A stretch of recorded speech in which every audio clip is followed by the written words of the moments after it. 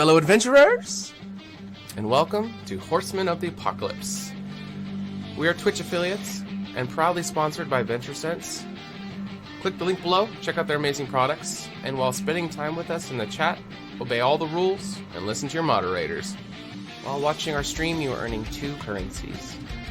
HotA points are linked to the mini-games in the chat, and you can use them to buy extra raffle tickets when we give away free merchandise. Loyalty points are used for interacting with our show. You can buy inspiration points or health potions for the Dungeon Master or for your favorite player. There are several Twitch commands that you will need to be familiar with in our chat. Refer to the panel below if you forget them, or ask a moderator for help.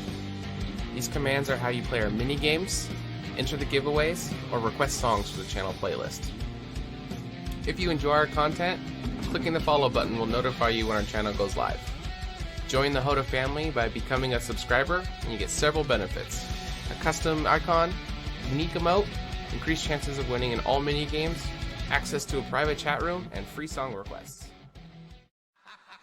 The following program features adults using adult language. You have been warned.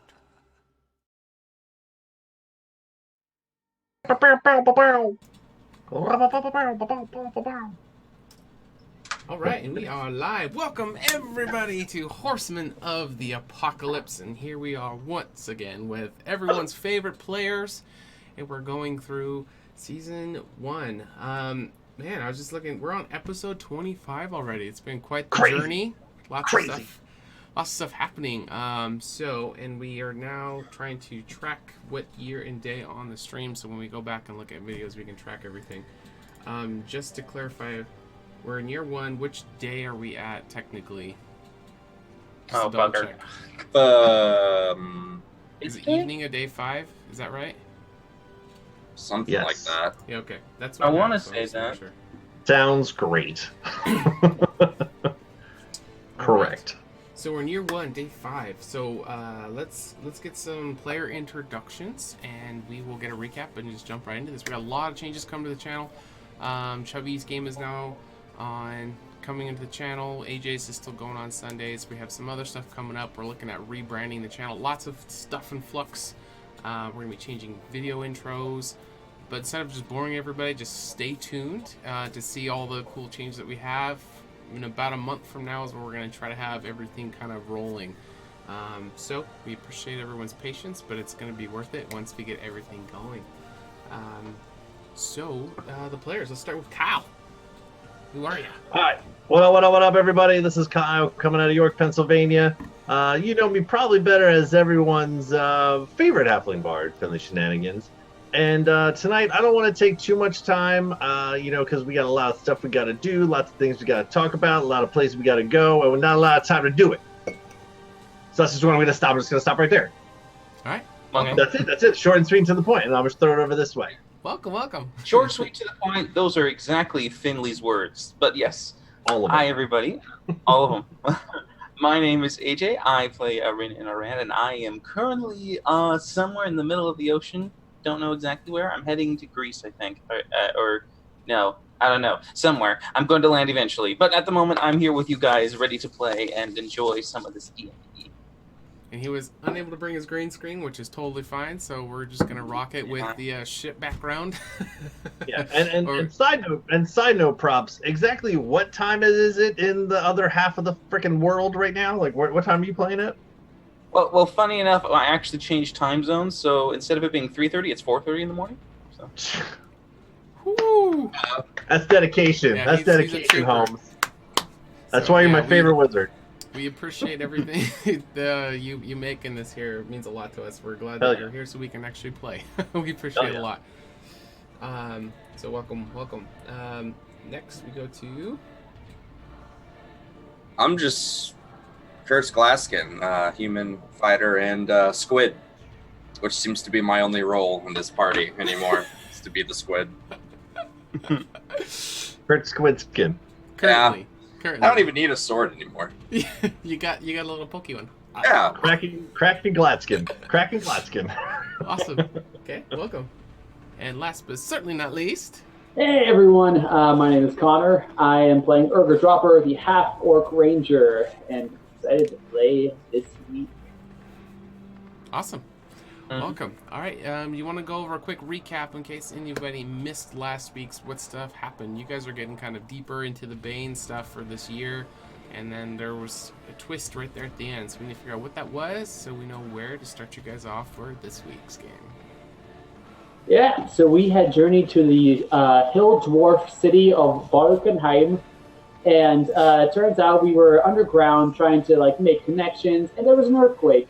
And we stole one hill dwarf who was about to die from a crashing boulder named Stone Rest. Kurtz and Urgra pulled him out, saved his life, only to find that not only was he narcoleptic, he was also completely useless in battle. So, we found ourselves in an underground cavern being attacked by these giant fire beetles. And we were able to handily defeat them, but we were now in a place where we were not familiar. Luckily, we had Stone Rest, who did serve as somewhat as a guide. So we took a abandoned mining cart and started going through the caverns. I had a little trouble with bats, but, they were still mostly good kind of creatures. And then we discovered what had only been rumored before, Duragar, underground deep dwarves that apparently have been given both the mountain dwarves and the hill dwarves a lot of grief.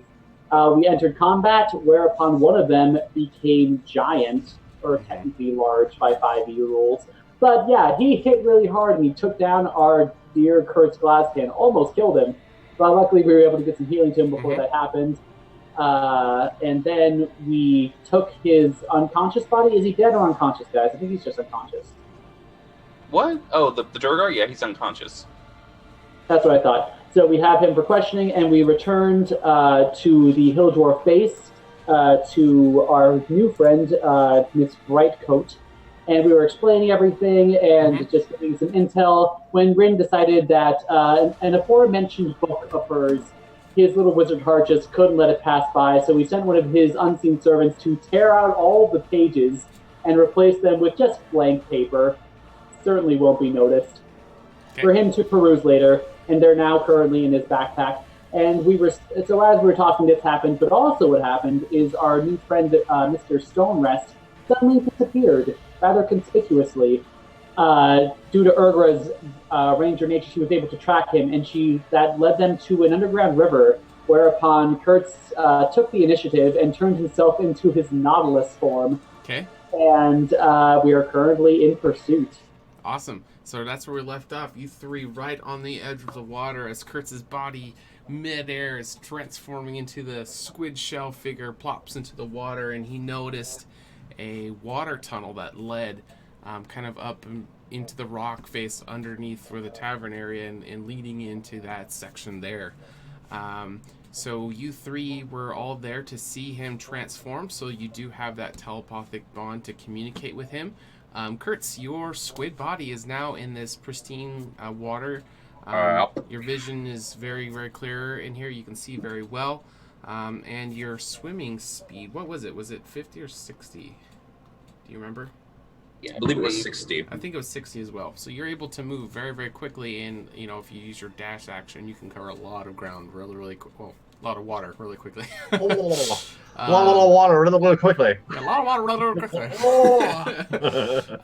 So your body is just swimming inside of this little stream here. What would you guys like to do? Give chase. Give chase. All right.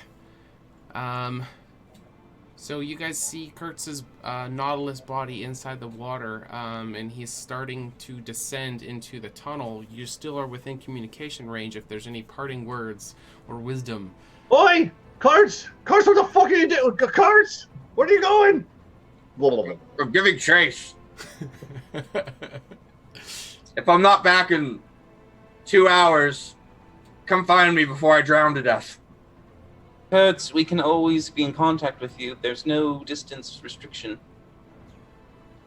Is that right? There's no what? I thought you could only be so far away. As long as he's emerged. As long as he's emerged, we can hear him. Kurtz, how many fingers am I holding up? I don't know. Oh, never mind. It's a mental thing. Never mind. You can't. All right. No, hey, it's good to test these things out. You never know. So okay, just be fucking careful. We'll wait right here on the edge of this cliff. Just fucking stand in. Okay. Because we're on the side of a cliff, right? Yes, you are. Yep. The pathway gets really narrow. I'll. Go ahead. You're on your own, lad. Yeah. I'll let you all know if you need to follow, or if it's safe to follow. I think he can only hear us if we do this. And I'll point over to Reagan. No, he has to do that. You don't have to do that. Okay, no, he has to. All right. We're fine. All right.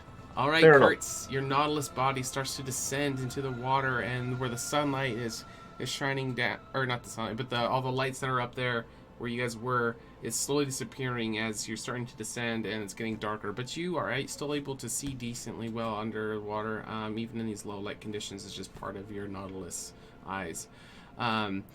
Give me a perception check, though, as you start to descend down this water tunnel. And what do your Nautilus eyes see? Exactly. You stole the line. I love it. You know we're all thinking it. All right. So you're swimming, and you can feeling the surge of the water and kind of the underwater noises that you're picking up around you. You can tell that if you keep going through, the area that this tunnel is going to let out into is going to be kind of a bigger tunnel, and the water is rushing through at a very, very quick pace. And the direction that you would need to travel is going to be going up against the stream. The water current is very, very fast, with you doing a dash action, so it would be 120 technically per turn, going through. You have enough speed to where you could fight the current and actually slowly make ground, which is good news for you. The bad news for that would be that the other three coming down, they're not fast enough swimmers that they would not be able to follow through. But you can. Hold on. Do I see any sign of this guy? You, let me see here. Yeah, so you guys saw the footprints, it going, because he had the socks on, so you followed the sock footprints. We saw him jump, or we saw him in the water, I remember. I don't think we did. No, you didn't see him jump in the water, but you do, so your senses are hypersensitive while you're underwater, and you can actually pick up, you're not sure, because you're still not familiar with this form, you don't know what's, signals you're getting from what different senses, whether it be like a scent in the water or some kind of residue or something from him, but you can tell that this direction is where he went, like the underwater scent, if you will. All right. Your sixth sense. Yeah, as I'm swimming, I'm just gonna relay back to the party. So, what's the plan when I catch him? I would suggest you try to subdue him, apprehend him if possible. How? I mean, worst case If he's scenario. currently underwater. Right. Worst case scenario, he's probably sleeping anyway, so it should be fairly easy just to creep up on him there. Finley, I'm pretty sure that sleeping thing was all an act. I don't know. He seemed pretty good at it. I was fucking around with him a whole bunch. So are you. I mean, he could be. Can you swim? I mean, I've heard of sleepwalking before, but I don't. I think that's just called drowning. I mean, I can do that. We can drown him, if that's the plan. No. Why are we, so we're following this gentleman because we think he might be deceiving us here a bit because he kind of just ran away without much notice here, and also who runs away but alone underneath an underground cavern, Yeah, who just jumps into a,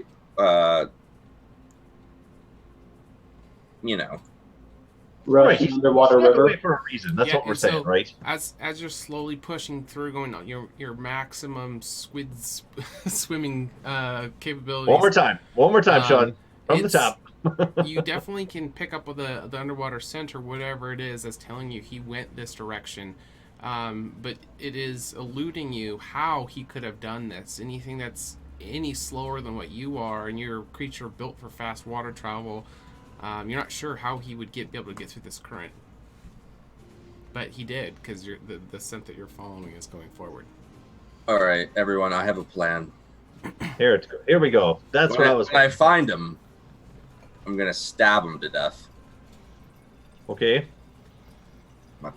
That's the plan. All right. Well, if you can knock him unconscious, that'd be preferable. But if you must, Well, then I suppose it makes sense. yeah, knocking him unconscious is all good and fine, but I'm about the size of a person's head, and what then? Well, if you can grapple onto his mouth and prevent him from getting air, he should get What if he eats lightheaded me? enough to fall unconscious.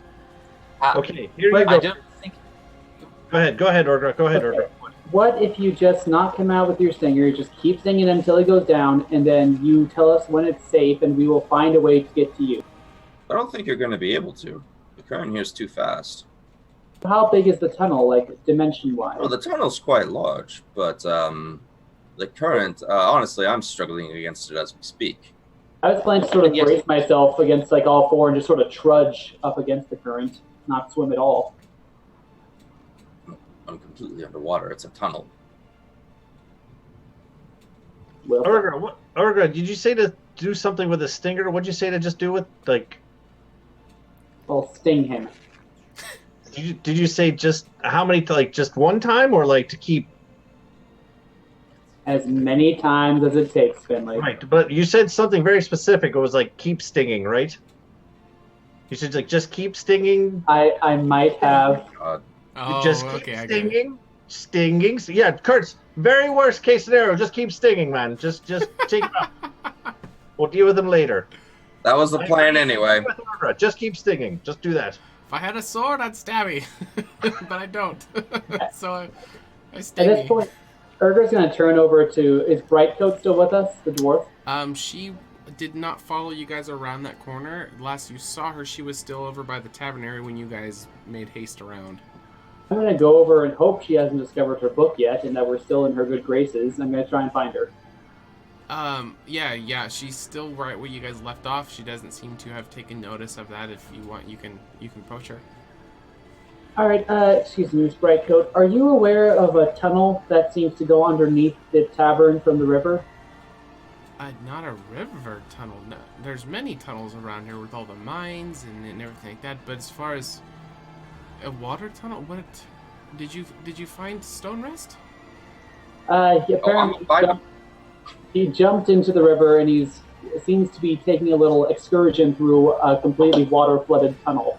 That's absurd. I've never heard of that. And she'll start to like walk towards the direction that you guys you had returned from.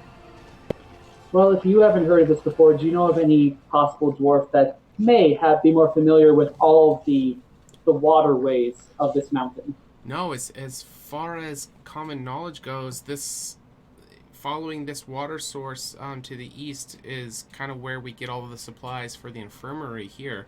That's the whole reason for coming through this direction, is to bring those supplies. Then if you follow it to the west, it's going to lead into an area called the Pitfalls, which you guys saw when you were going over that the passageway, and then it leads up further. So it's kind of like this is the last point of interest.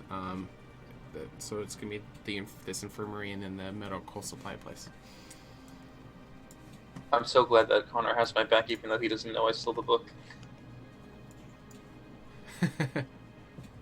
She doesn't, but I forgot that. I know. I'm so happy that you just literally said, "I'm gonna go to make sure she doesn't see." I'm like, yay! Distraction, teamwork. All right, so Kurtz. Well, I'm just gonna. Finley is just gonna stand at the mouth of this thing at the edge, just looking down, just making sure that I can see Kurtz if he comes back out of this thing. Okay. Gotta wait. Sure. Okay, so Kurtz, you are fighting against the current. Are you wanting to continue on? Yeah? Okay, so it's going to take you quite some time. So it's going to be like swimming 3 feet, going back 2, swimming 4 feet, going back 1. It's going to be this fighting. Sometimes some of the water current's a little bit calmer. You're able to get a little farther ahead. But overall, you are gaining traction. And it does take you a couple minutes before you get through the portion of where this so you kind of went down underneath, And then through this long stretch that kind of weaved back and forth, that's where the current was extremely fast. So you were going through that, and now you're starting to come back up on the other side. So now you've gotten out of the fast current, and you are now coming up to... Yeah.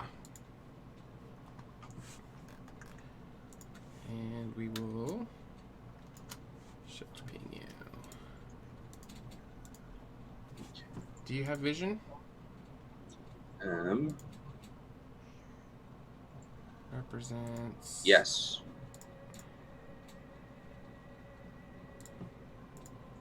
Okay, that should be... Hold on. The viewers can't see what you see. You can see the area? Viewers, I'll tell you, it's a whole lot of nothing. It's black. It's not black, it's just... It's water. I can only just see black. Yeah, we don't get the sight, but There we go. All right, I fixed it. All right. So you are coming up to this area, so you are able to kind of like surface to kind of look around. So the area that was the stronger current you have left behind as you are starting to go in further, you can just use your vision, your sight on the map as what you are seeing as you are going through. Okay, well, I'll just keep on So swimming. the cavern is weaving back and forth, and you can see a rope that is dangling in front of you. So the current here is much calmer. There's hardly any current, and the rope is kind of just swinging back and forth in the water here. I think I know what this is, but I'm going to investigate a little further. Okay. Right, Okay, so so you can see this this apparatus that's on the rocks there, and there's a big pile of rope. The contraption seems to be some kind of pulley system, and you're thinking that this is probably how Stone Rest was able to get through it. That if the rope was all the way through to the other end, and if, however, it's activated, he held onto the rope, he could have been pulled through this whole thing. So you're thinking that's probably how he got through here. And then down underneath, you see there are some boxes and some weapons stacked up there. Okay.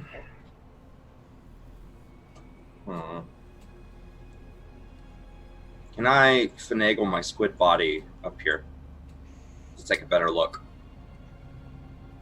Maybe it'd be like a kind of like a fish flop kind of a thing, and then you kind of would fall over. Like you can't like walk on land, right? So you could like maybe like Yeah, never mind. flop over, you know, that kind of thing. But yeah, you're definitely not a land. Kurt's flop. Kurtz, what do you see? So there's a pulley system. I imagine that's how he was able to make it through that current. I don't think I can A pulley utilize system? it. Yes, a giant train and a rope. Well, actually, hold on. I'm gonna swim back over here and see if I can Can you pull on the climb rope. Oh, okay, yeah. Does the rope pull? Yes, it does.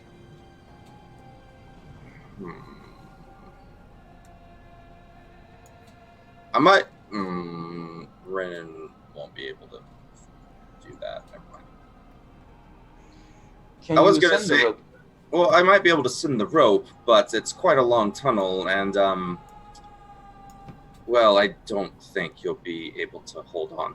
Kurtz, if you're worried about holding him on, Rin or Finley holding on, all we have to do is tie it around their waist, and they won't have a choice. I suppose my concern would be how long. You said you traveled a long distance. How long is the long? It was quite a way. How long was it, Sean? Going by the length of the rope, it's just long enough to where it can come out to where they are. About how many feet? You're What's not the able tunnel? to determine. It's kind of in a big wad, but going by the logic of the situation, if this is the system he used, it would have to be long enough to get there. No, yes, it's just so can Kurtz deduce how many feet he traveled in his Nautilus form to get to this cavern? If what? Can he make like an Kurtz- intelligence? I'm trying to figure out how long the tunnel was to see if it's even viable that they could pull themselves Hold breath. along the rope underwater and hold their breath long enough. Give me some kind of check on the whole system there and see what you can figure out. What kind of check do you want to do? You want to do investigation? You want to just try to look at it? What do you want to do? Well, I can't really investigate it from here. Okay. So... It seems to be some kind of winch system. Okay, so even if they were just dragging themselves along, it's the fact that someone was winding them through the current that allowed them to survive the passage. There might be, since you can't get up there and mess with it, you're not quite sure. There might be some kind of system where you pull on it and it will start to pull you back or something like that. You're not sure. And then since you are swimming up there, you actually can see Stone Rest. He is drying off. He's just getting out of the water. His socks are soaking wet and he's kind of wringing them out, and he's starting to walk over to whatever's to the left of where he is. I see him. He has not noticed you. Good. Can you apprehend him? He's out of the water. How far out? 10, 15 feet. Do you think you could give yourself a good leaping start, diving deep, and then shooting out with a launch? Can you catapult yourself? So Can't you just walk on land with your little tentacle things and then go sting him like we told him to do? Just go keep stinging, man. Just Ooh, Sean, I have an idea. So I'm gonna flop out onto the shore and then try to play to his empathy. okay. Pretend So that the I'm, like, area stuck that there. the area that he is at isn't there. It's a little bit of a cliffside. So if you look over to the right, it's lower elevation and kind of winds up around. So he had walked up that area. Can I launch myself out of the water? You can sure try. I will. Okay. I've seen fish do it and salmon do it. Sure. Yeah. This you is get to possible. the bottom of this little reservoir and go your fastest speed and try to launch up over on the ledge. You're gonna have to give me an acrobatics check. Athletics. But is this in Nautilus form? Yes, this is gonna be a flat D20 roll. No modifiers. come on, cards. All right. The So best. you start Oh, going. bugger. You have tons of speed, and then as soon as your not aerodynamic body leaves the surface of the water, you quickly lose speed, and your body just kind of clunks against the side and splashes back into the water.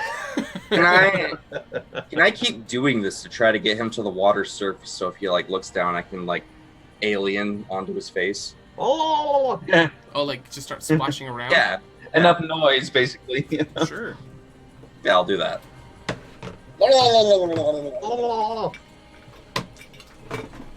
what is wrong with this squid creature? I would admit, if I heard that and saw that, I would be curious enough to look over the edge and go, what the hell? Sure. Okay, so he does hear it. And so he will kind of hesitate, stop, and turn around. So the cliff isn't super high, so you can kind of see what he's doing. But if he goes way back farther, you being lower, you're not going to be able to see what he's doing. But where he is currently, you can see him if you're far enough away from the ledge. And so you start splashing around, breaking the surface, and it's going to catch his attention. And he's going to, what is that? And he's going to kind of make his way, and he can see your body kind of splashing around. What else would you like to do? I want to dive down and grab a pretty looking rock and bring it back up and try and present it. Oh, okay. Yeah. All right, so you find the prettiest looking rock that you can find, and you're kind of holding it in your tentacles, which makes swimming kind of difficult. But you can kind of break the surface with the rock, holding out this shiny gift. He's going to seem very confused, but not want it. Said the spider to the fly. Look at But this shiny thing his I have. interest is definitely intrigued. Is he close enough yet? He hasn't gone over to the edge yet, no. Okay. Can I lob the rock up there and get another one? You could probably let go of the one you have. Okay, I'll make it pretend oh, that one's not good enough. Oh no. Okay. I'll go get another one. Okay. Okay, and then you improved go this you go so find much. another rock at the bottom. And you come bring it back up. He will come a little close to the edge. He's still going to be really hesitant, and he seems like he's in a little bit of a hurry. But this strange situation warrants investigation. I would imagine He's so. gonna look down at you. I would. Hi, little fella. What are you doing? I don't speak freak. I'll do another rock thing, like la la. I don't need any rocks. What are you doing? I'll do it again. Can you understand me? Who are you?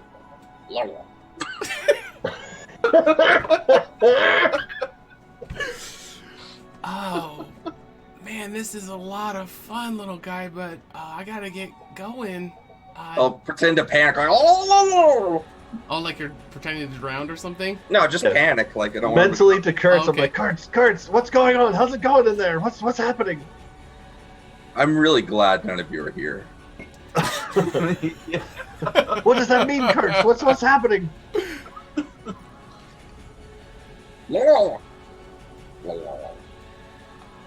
He's gonna quickly start to lose interest, and he's gonna start to get up off his knees and start to turn around. Is there? I'm any trying to last- launch myself again. All right, give me one more check. Got this. You got Fuck! it Do you closer. have inspiration? All right. Do you have inspiration point? Do you have inspiration point? Take it out, yeah. No, I don't. He doesn't have any. Darn it. Kyle has one, and No one ever buys me inspiration points. All right. All right. So just like before, you thought if you got enough speed, but again, you're gonna fall just short, and your shell's just gonna clap into the side of the rock face, and then your body's gonna splash back in the water, and you kind of like shake it off and kind of get back to position where you can see him, and he turns and he goes up to this little round thing that's on the wall. You're not quite sure what it is, but it's very obviously doesn't belong there, and he's gonna pull out some kind of necklace or a pendant or something. It seems to be some kind of glyph. You can't really tell because he's kind of in between that, the thing that he's looking at and you. And some kind of magical glowing happens, and then he walks over to this part here, and his body passes through the stone face, Holy Jesus. and he is gone.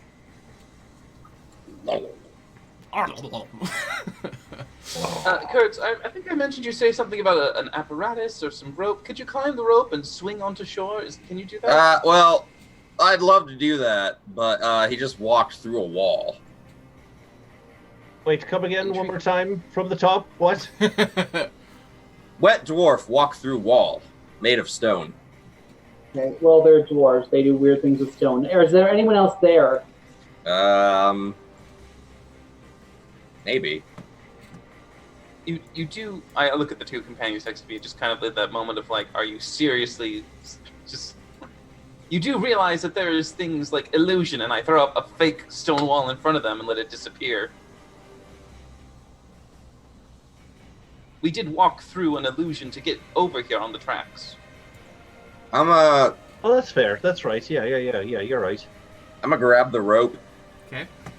and begin dragging it back. Okay. All right. So it easily starts to reel back, and it's kind of self-feeding. So as you pull on, it's just providing more and more rope. It's kind of, you can see the pile of rope. Even though it's a big pile, it seems to purposeful, like just the mechanics of it, kind of dispense the rope to where it doesn't tangle. So as you're pulling it, it's kind of unraveling, organized, and it seems to be following you as you are starting to pull it. All right, I'm coming back with the rope. We're probably all gonna drown doing this, but I don't have any other ideas. Didn't you say that how does the apparatus work? No idea. Duck. I'll go first. I'm the strongest, and if anything goes wrong, I think I can take the most beating. Are you sure? I mean, is there tension, Kurtz? Is the rope is it taut? Does it have a? Are you seeing it unwind as you pull it? Does it look like it's looped into something, or is it a loose rope? I have no idea. I don't know if you realize this, Ren.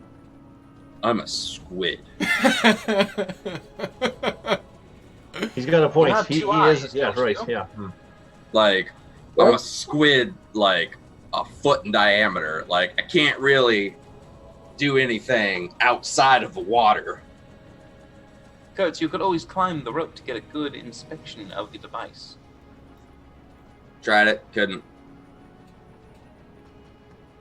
I really thought she had a good shot at the whole tentacle thing. I thought maybe you could just walk on them like a whole bunch of little legs there. But No, I thought that too. I think the shell's too heavy. Yeah, it's way too heavy. Aye. I mean, he can definitely control them. They're all completely, like, dexterous, but they're not, like, load-bearing tentacles. They're more for, like... They're not feet, per se. They're more fingers. Like, you couldn't walk on your fingers either, you know? Just way too much weight. How do you know, Sean? How do you know? You don't know my life. You don't know my... Never mind. All right, I will grant him movement on land if you can prove on camera that you can walk on your fingers. This is for you, Kurtz. No, fuck that. I can't. I appreciate the opportunity to do so. You're welcome. Yeah, I live to serve. I know I was I can hold my breath for about 3 minutes. Coates, do you think that's long enough? Can she make it through the tunnel? Maybe. Depends how fast she can pull herself along that rope. How strong is that current? Pretty fucking strong. Urgra, if you feel like you start running out of breath and you haven't seen the end of the tunnel, I suggest you let the current carry you back. Yeah, that's the plan. And as I look at the water we can actually see, is there a current there as well? No, so where you guys are at surface layer, it's pretty calm. I mean, there's a little bit of movement, but it's not necessarily current. Okay, so if I come out, I don't have to worry about making another saving throw to go over a waterfall or something. Right, so it's quite strange how it's worked. So the water's kind of mostly still, even when you're going down this, but once it gets to that bottom section, that's where the extremely fast current is at. It's a jacuzzi jet. Exactly. So full armor is going to go ahead and jump in when Skirt comes out, and she's going to try and grab the rope. Okay. Is Brightquilt still with us? She can be. Like, yeah, what do you guys want to do? I was just going to inform her an update about all the stuff that's going on, so she knows. It's like, we've discovered this. It seems your man has gone inside, passed through an illusion wall. Seems to have some secret apparatus and is now going on. Okay, yeah, as you start to explain everything to her, she's going to be just as confused and surprised as you are, and just as intrigued as well, and she's going to kind of implore you guys to investigate if you're willing. But if you're too scared, it's totally understandable. Right. Would you wish to accompany us? No. No, thank you. I trust your brave, adventuring selves to She's having a good hair day. She's not getting it wet. Yeah, exactly. That's fair. Thank you, Urga. I could always dry you off with magic. I think that you... They're familiar with magic, right? I don't do well with the water. My God, she can understand me. No, not... Yeah, That's just the end. She's on transform. Well played. Urga jumps in. Okay.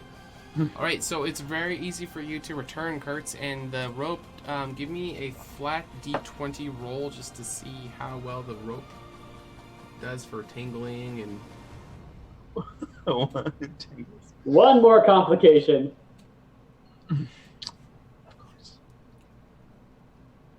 You swim. Did you roll? Who? You.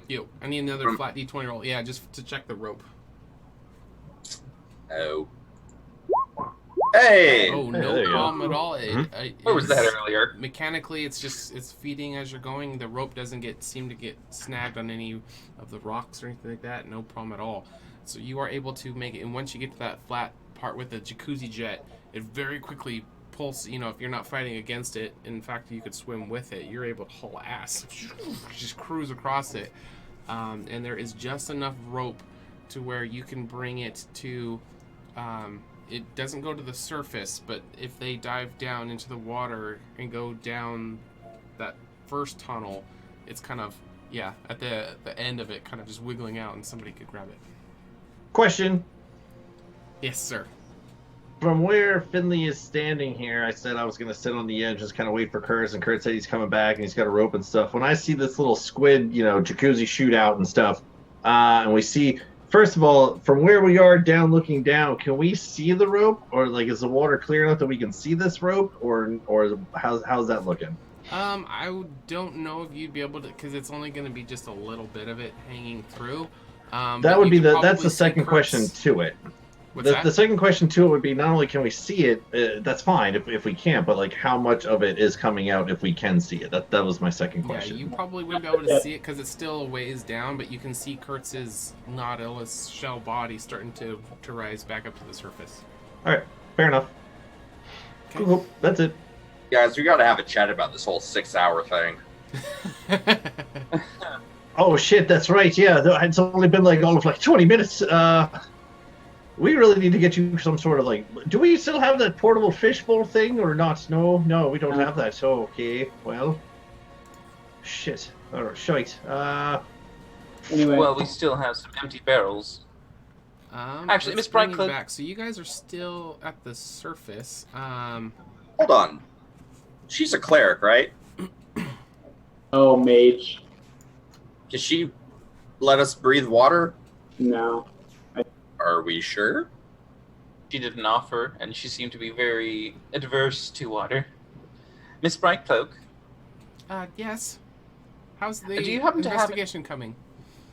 Well, we need to have an empty container in order to be able to carry our friend out of the water. Do you have one? You can check with the barkeep there. Can you see over there, or is the wall blocking? I can see, but I was just asking for your help. Actually, on the map, there is just a graphic of a dish holding water, so I will grant it.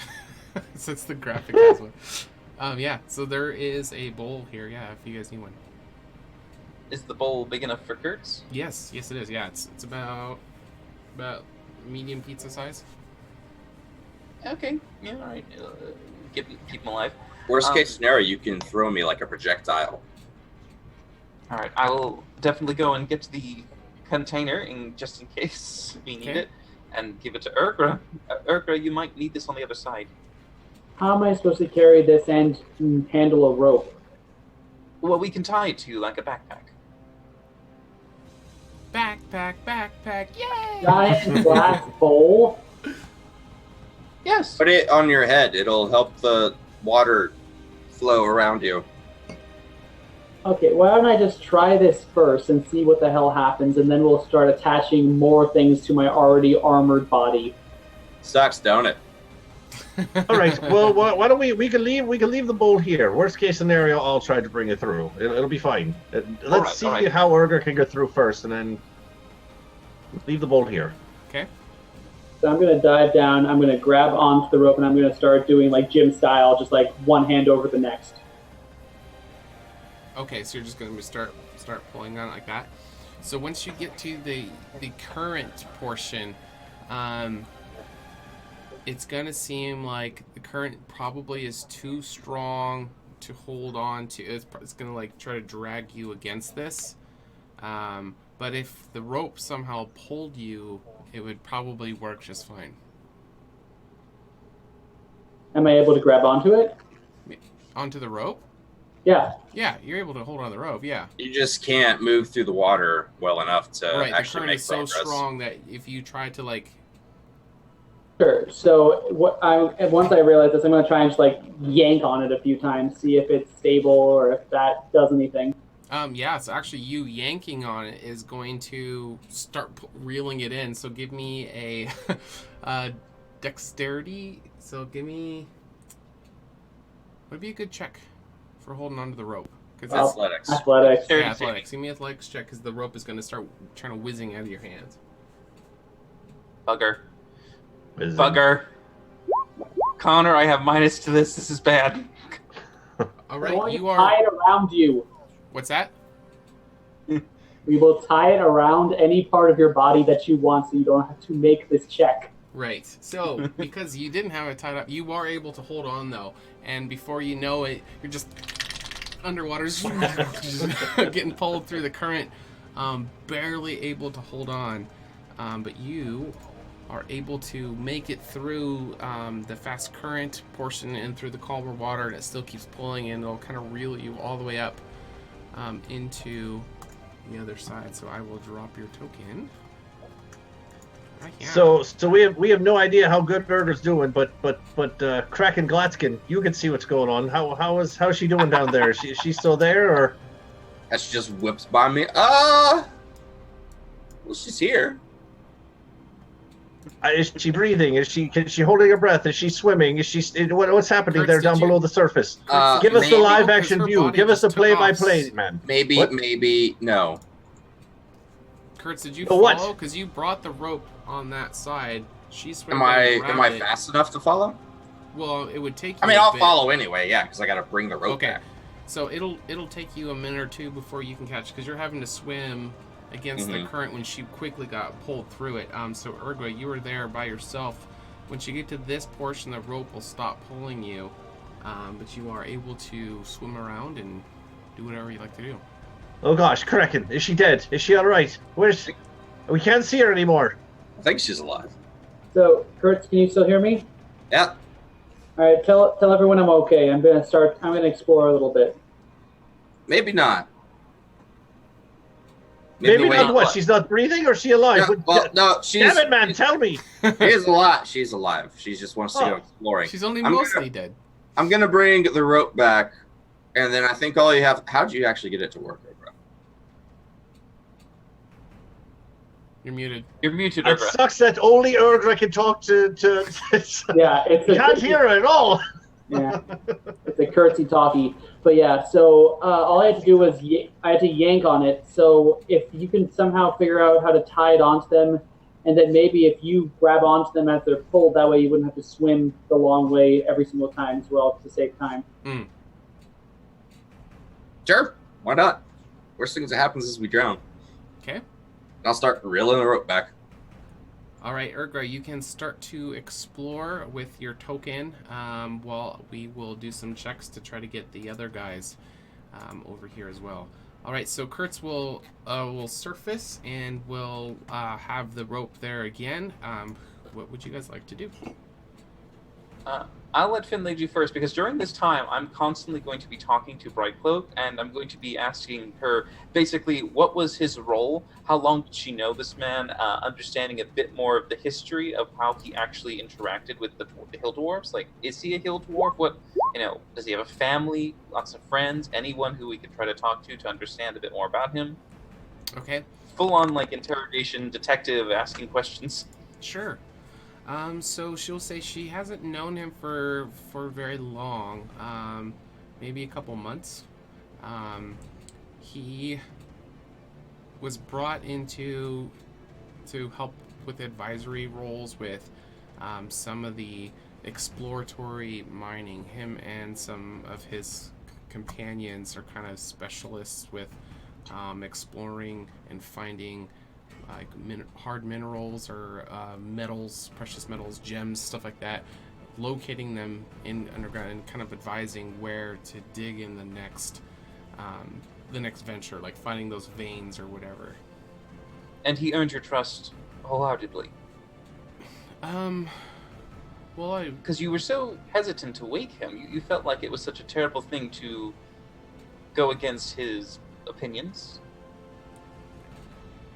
Have you ever had advisors that worked with you before? No. Well, their whole role is to help you in making decisions. So once they have proven themselves over time with making sound decisions, you tend to start trusting them very quickly. Oh no, I understand that you do then said you trust him wholeheartedly. But you also seem to be very hesitant when we were trying to contradict his outrageous statements at times, when he would claim he was doing one thing over the other, or when he laid claim that he was leading the party, and though we tried to show objection, you gave us a sign to not try to bring the subject up in front of him. Did he have a temper of sorts?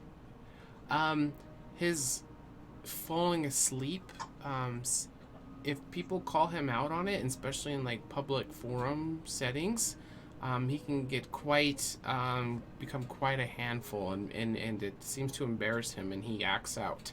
So that's why I was trying to give you the hint to not do that, because that's just a headache I did not want to deal with. But here we are with yet a different headache because of this man.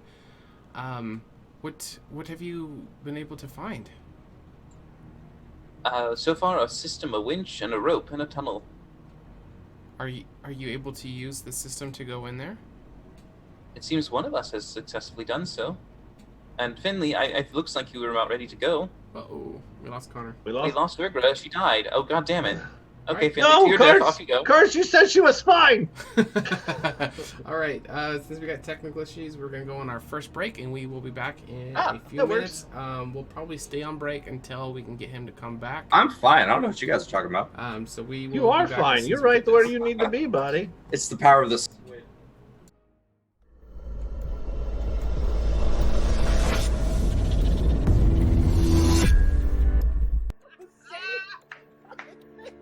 The dice are telling me it's a 20. We're sticking with it. Okay, just go. I'm gonna go over here because I'm gonna film this shit. I'm just gonna go. Yes, this is my daughter, Melody. Ah! Oh. You shall find justice upon your soul. Turn it into a, let's go with a gelatinous cube. Okay. And I'll let it just go ahead and sit there and start dissolving the place up. Yeah, we're on our phone. I'm looking at this shit. No, we're paying attention, yeah, we're focused. Yeah. Yeah, I totally agree. Yeah. I'll just sort of run my finger through the scar that goes across my head. Indeed. Grab it by the head, start slamming the skull into the stone wall next to me until the skull just shatters. Bend the fucking knee, peasants. I'm gonna burn a lucky point. Okay. Oh my god! It's meant to be. Tell Caldevar, if you can, please, sir, that Kurtz Glaskin is going. Come up to Ren and say, speaking of teamwork, do you have any offensive spells at all? Right? He's got, really scruffy, nasty beard and kind of kicks his foot. Like, ow! Down, and he just starts going off on this rift. Martha will turn to the crowd and he'll go, "Are you not entertained?"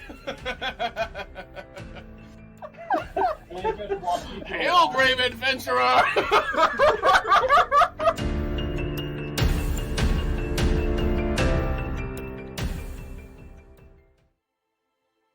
Hello there, everyone's favourite halfling bard, Finley Shenanigan here. Being the soulful adventurer that I am, and known for telling a tale or two, pull up a stool to grab a pint as I tell you a story about my favourite hero, me. In my years of travelling, I met people of all walks and cultures. Although the horsemen coming didn't affect me directly, I saw the toll they left behind. The destruction and devastation these villainous beings left in their wake sparked something within me. How was I, Finley Shenanigan, to become the greatest, most legendary bard that Candoria had ever seen, if no one was around to behold my glory? More importantly, where is Alundra? When will she be back? And what will she be wearing? Hopefully something revealing. Anywho, setting on my journey, I shared my glamour with those who had never witnessed such pure, unadulterated excellence before. My legacy was to replace their despair and unite the people for the war yet to come. In the end of the day, everyone can be a hero. Everyone has a little adventure inside of them. And if you don't, would you like one?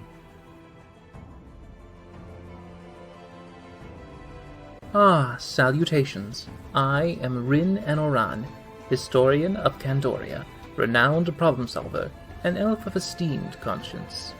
When I became of age, I set out as a Rena and departed from my home of Orthalos to the city of Egoras to study the arcane arts.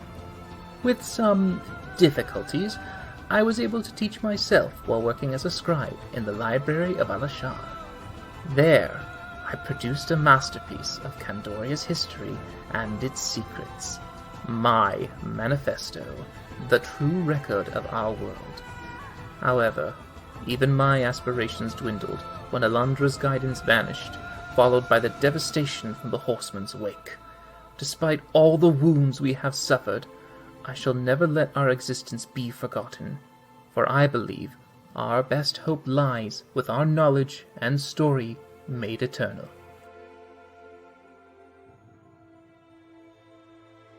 My name is Kurt Glaskin, and I have lost everything that I've loved in this world.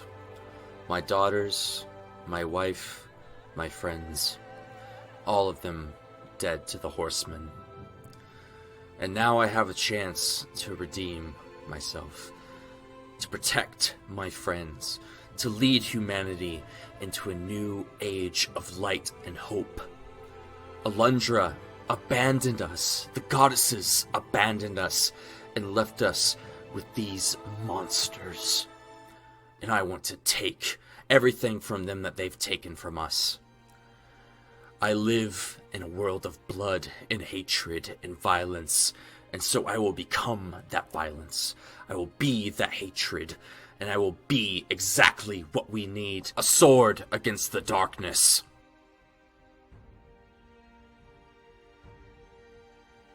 My name is Urgra Dropper, and I am a dependable ambassador. I was the only half-breed in my mother's tribe of orcs where the threat of being eaten constantly hung over my head.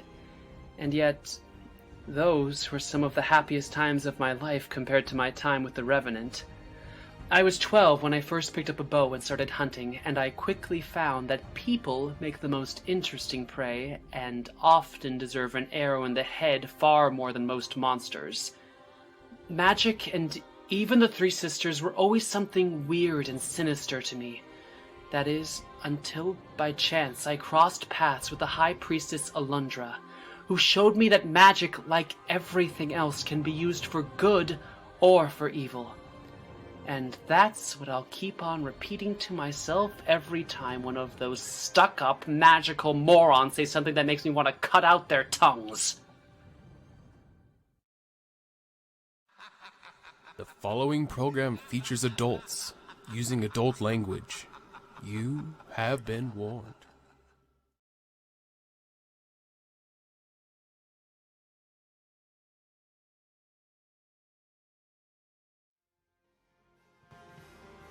We'll just talk about some announcements and things, so we'll Alright, hang we out. are We'll... back. Hey, what's Connor's up? Not reconnected, so I gotta adjust some screens. What's going on? Can table talk. Yeah, we'll chill. We'll chill. First thing, while we're just hanging out, was Chubby Gaming, Chubby Cobalt Gaming, joined the HotA fam and is now having his game on the Monday nights. First one was yesterday. That was pretty awesome. A lot of people came out watching that. Very cool. Very cool.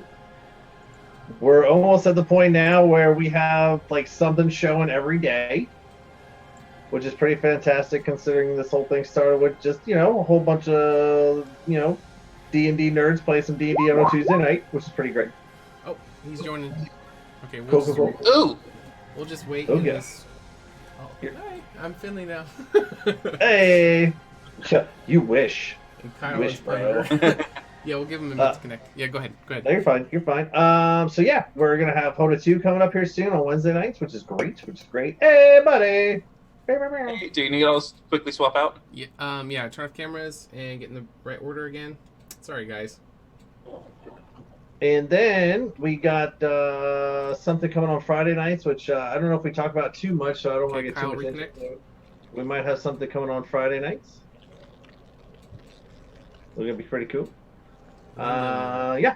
So a little bit coming to everything, and we're working on a new name for the channel overall, so that's gonna be fun too. So if you haven't already done so, join our Discord, join the chat, join the poll, and maybe your entry will be what we pick because we have a whole bunch of fun stuff in there. There's lots to sort through, but lots of cool stuff. So I'm excited for that.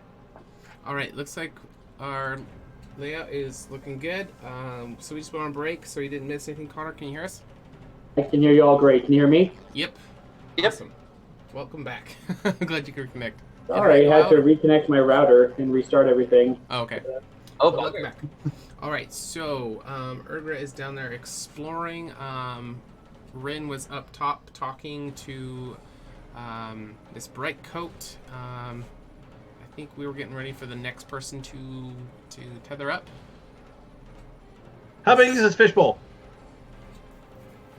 Now, Big enough to hold a squid, right? Yes. Big enough to hold a squid. Yes. So for a little halfling bard, probably easy enough that I could just take this and it's not even gonna.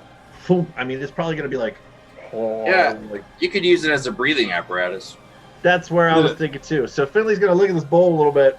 Okay. And be like, all right, well, I've seen crazier things work before, and if I kind of like, I can't necessarily jump in the water. I might have to kind of like shimmy down the side of this cliff a little bit, because if I jump in with a big glass bowl, like bad shit will happen. So I'll just kind of shimmy my way down and kind of like, you know, ruffle some stones as I'm going. And once I get to the water, I've seen some crazy shit where, like, I think if you like kind of set it in there a certain way, and I can kind of go up underneath of it, like almost like what are those things called? Like a bell? What are those things called? A diving bell kind of thing, right? Okay.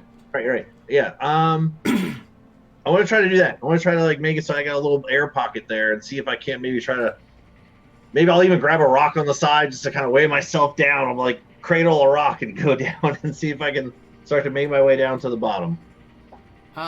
I don't think it's really gonna work. So if you're trying to Come on, maintain it DM, what the fuck? as a diving bell, it's because if you're holding it with one arm, if it's full of air, it's gonna be buoyant. It's gonna try to float or flip over so the air can escape. So to make it work, you'd have to hold on too, but then you probably would float. So if you're trying to hold on a rock, it's not gonna work. So what if I weigh him down? You don't weigh that much though. Carts, where are you, Carts? Whoa. What? Come again? You were talking in squid again. No, I'm shifting through them. I've been in this form too long. Right. Yeah, we have to be careful here. You might start talking squid forever. It's hey, like that. I need old show Animorphs. I need a little help with this here, yeah. and see if maybe Kurtz couldn't backpack on me and like hold onto this thing and hold it down, and maybe his weight and my weight will pull me down there so I can kind of like. Sure. This rock isn't really working, Kurtz. Kraken Glaskin. I need more weight and I need help, and I need more arms or tentacles in your case. Okay. I grab more rocks. Yeah, it's not gonna work. No, it doesn't work, Finley. So, as he's like jumping on you, trying to get the bowl is gonna kind of flip over, and most air is gonna escape. But you think that if you fasten it onto you, so how does it? So has anyone never seen Pirates of the Caribbean? Like, has anyone never not seen that movie? Like, so the thing where they do with the boat, that's physically impossible. How? But I've done that with inner tubes myself. You just feel like you just gotta really hold it down in there. Seconds, yes, but then there's too much carbon dioxide and you pass out. It's a temporary thing. You can do it. It depends on the weight of the object, the amount of air in it. Glass doesn't weigh that much, so it does float. I've done that with, for instance, if you go into a bathtub and if you've done it with like a plastic cup or if you've done it with a glass cup to kind of do this, it will boop right up. If it's heavy, it will continue to sink until it reaches a buoyancy point. Right. But yeah, it's like diving bells work, right? If it doesn't work, it doesn't work. That's fine. Kurtz, I can't take your glass bowl with. All right, there's no possible way for me to do it. It's just you're not gonna be able to maintain an air bubble in it. Well, I only have a constitution of 2, and there's no way if a squid who can swim had a hard time, my little halfling is gonna have a hard time. The wind speeds you faster than I do. Yeah. Yeah. How don't long really was need that? the How air long bubble was that though, bowl? because Kurtz breathes water anyway. So if it gets wet, it's on the inside. It's fine. Can I use Kurtz as a flotation device to pull me through the fucking tunnel? I would just tie you to the rope. Brought the rope back. You just need to tie yourself to it. Oh, is that what we're going with? All right. Well, Yeah. I guess that's the super lame way to do it, but all right. All right. So I'm gonna go underneath Kurtz. Start to ruin your Rube Goldberg moment. Kurtz, I still need your help. Use your 20,000 tentacles and tie this rope around me. Oh, okay. I'm a halfling underwater. Okay, I'll do it myself. I'm just saying, like. I can't. I need help. Help me out down here. All right, so I will tie the rope around myself, and they did relay that you have to tug on it, so I'll give it a tug once I'm wrapped. Okay.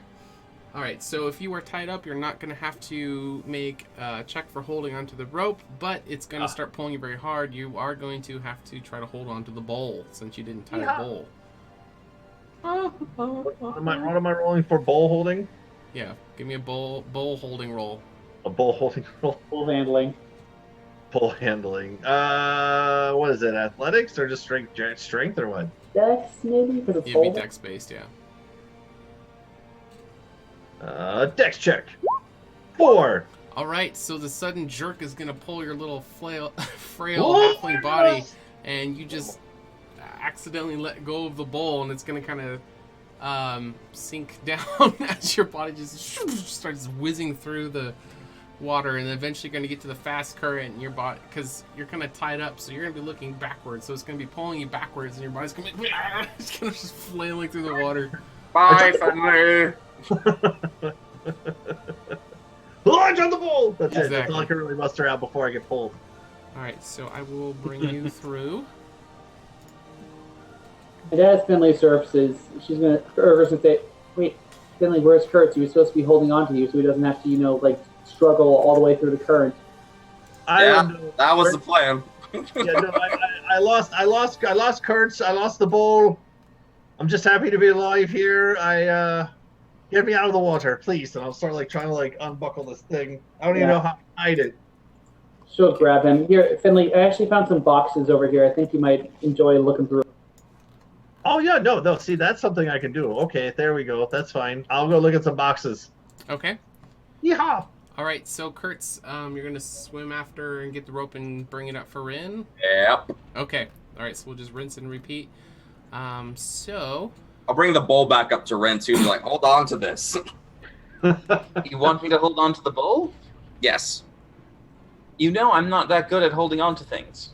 Put it down your robes or something. There is nowhere in my robes I can stuff a bowl that big. Between your legs. There's lots of room down there. How about this, Kurt? I do believe you have an excellent grappling capability. Why don't you hold on to me with half your tentacles? The other half can hold on to the bowl. Because I'm not strong enough. You cannot fail your grapple. I can't fail my grapple. Mechanically. Once you're stuck onto that, it says no one can pry it off of you at that point. You have enough suction cup.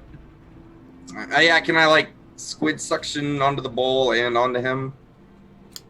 Sure, I'll grant it. All right. I'll grant it, yeah. Suction onto Yes, his Gia, we need to get him out of the water for 6 hours. We need this bowl. All right, Finley, give me a perception check. A perception, you see. Yes, sir.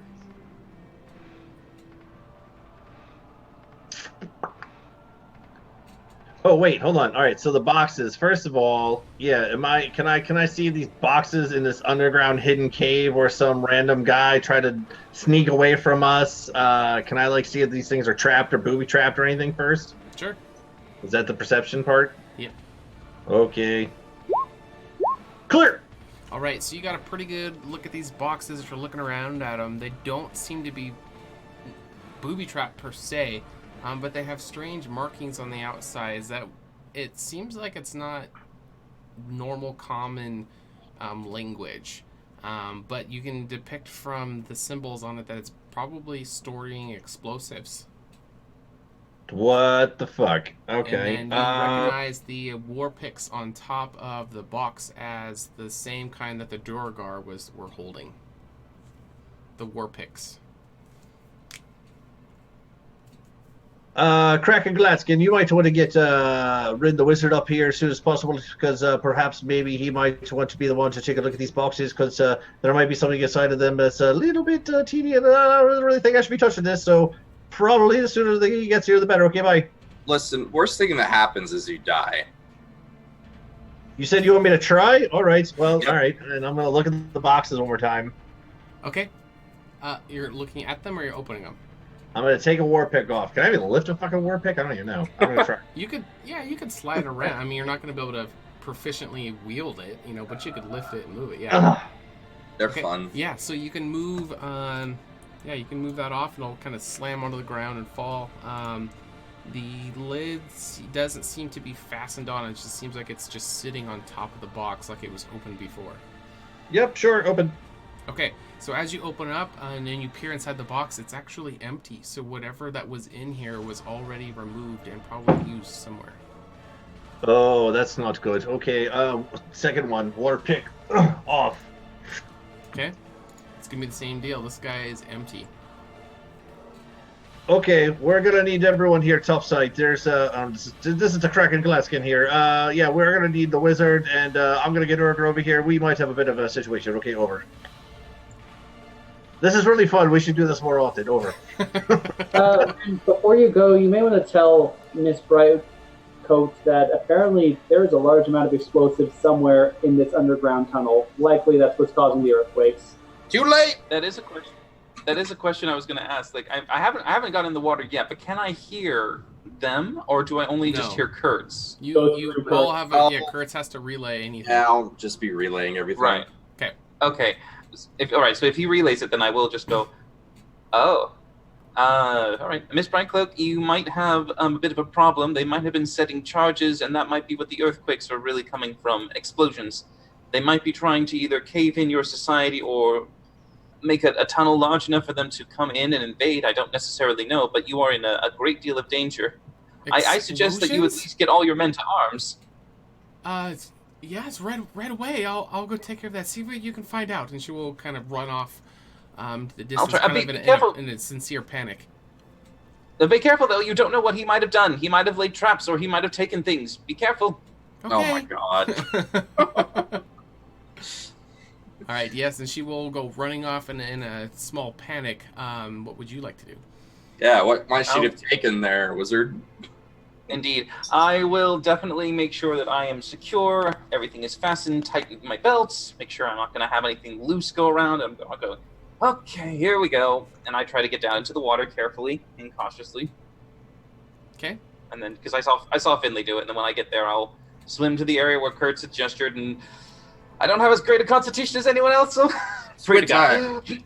There we go. I'll definitely have Kurtz guide me to the rope, have him secure himself to me as I try to tie it around my waist, and he holds on to both, and then I'll... Okay. As you give it a firm tug, your body gets ripped through there. Since you're tied up and Kurt's in the bowl, you guys are all kind of one unit. You do not have to make any kind of check, and the rope will come whizzing through and will pull you extremely fast. But then you will end up getting deposited right here where the rope ends, and you guys are all there together. What would you like to do? Slowly get off and start prestidigitating myself dry, everything dry, drying the pages, dry my gear. It's like, stupid water ruins everything. That's my focus right now. Okay. I feel most alive when rapidly approaching death. Kurtz, do you still have your bottle? Yeah. All right, hand it over. And I'll try to make sure that there's water in there. And I'll say, Urgra, can you help me lift this out? You're talking about the bowl? Yes. Yeah, you were saying bottle. We're going- I'm Kurtz so confused. Kurtz is going into the bowl. A bowl with water weighs quite a bit along with the creature. I don't think I have enough strength to do this by myself. Could you help me, please? I can probably do it by myself. It's like a punch bowl, right? A big punch bowl. So Okay, I'll try and heft it up. It'll probably All weigh right. about 40, 50 pounds-ish, so I think you could do it. She has a strength of 16. Yeah, you should be fine. All right, so Kurtz, if you jump into the bowl, and Rin is kind of lifting the bowl up to Urgra. Let's see, yeah, you will just kind of go wherever Urgra goes as she's carrying you around here in this fishbowl. Yeah, I'm just here for the ride now. Okay. Right. Everyone over here for about a moment. Yeah. So these boxes, and I'll start pointing out the markings and everything, and I'll show that these boxes are empty. I think we might have a bit of a problem here. The problem is... It's a box, Well, obviously. Well, I mean the box here of empty, like as in not present, as in what was probably in here once before is not anymore. Rin, Therefore- can you read this writing, Rin? Can I read the writing? No, you cannot. Can I read the writing? No, we established At the that all of you moment- guys do not speak this Undercommon. language.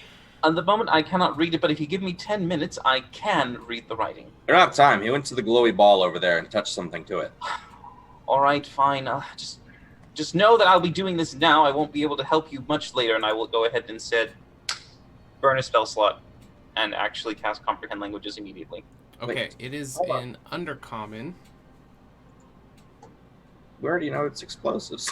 It might help us out actually a little bit, because doesn't that last for like 10 minutes or something in case we run into more An hour. It words? lasts an hour. Okay. All right. I mean, it's not terrible.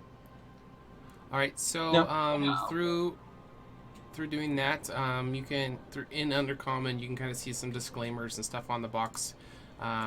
You 100% can confirm that these are some kind of explosive devices. You're not quite sure. You guys haven't really dealt with them before. All right. These are like absolutely they may be explosives. magical in nature, mixed with chemical in nature.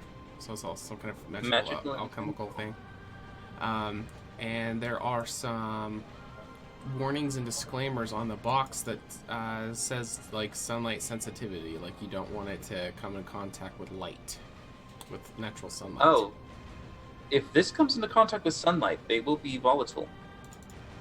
Is there any? I mean, are there like instructions on the box, like how to put it together, how to take it apart, like an off switch? No, but you can kind of compile that there were two, whatever a charge would be, two things per box. So there would be a total of 4 You're of right. these detonating devices. DM. Yes.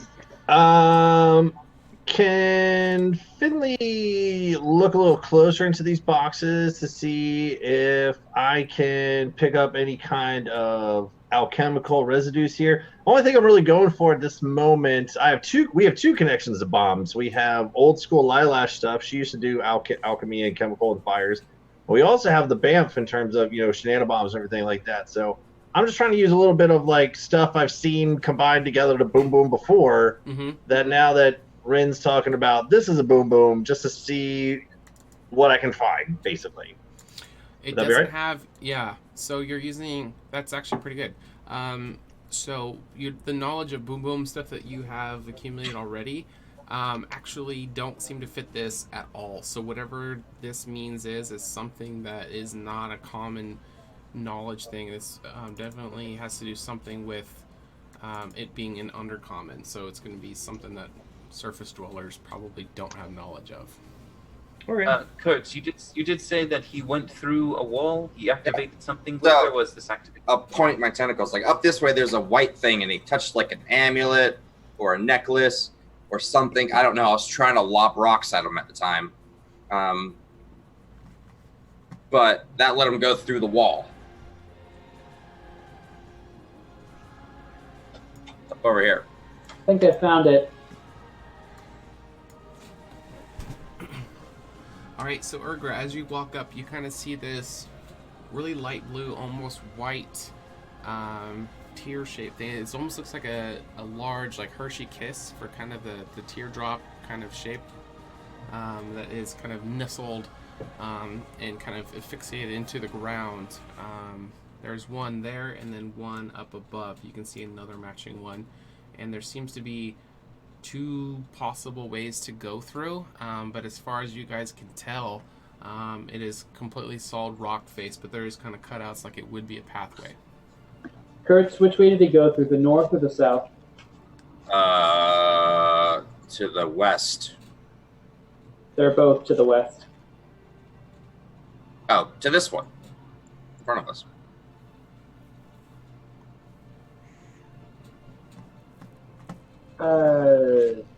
I'll do a perception check on this one.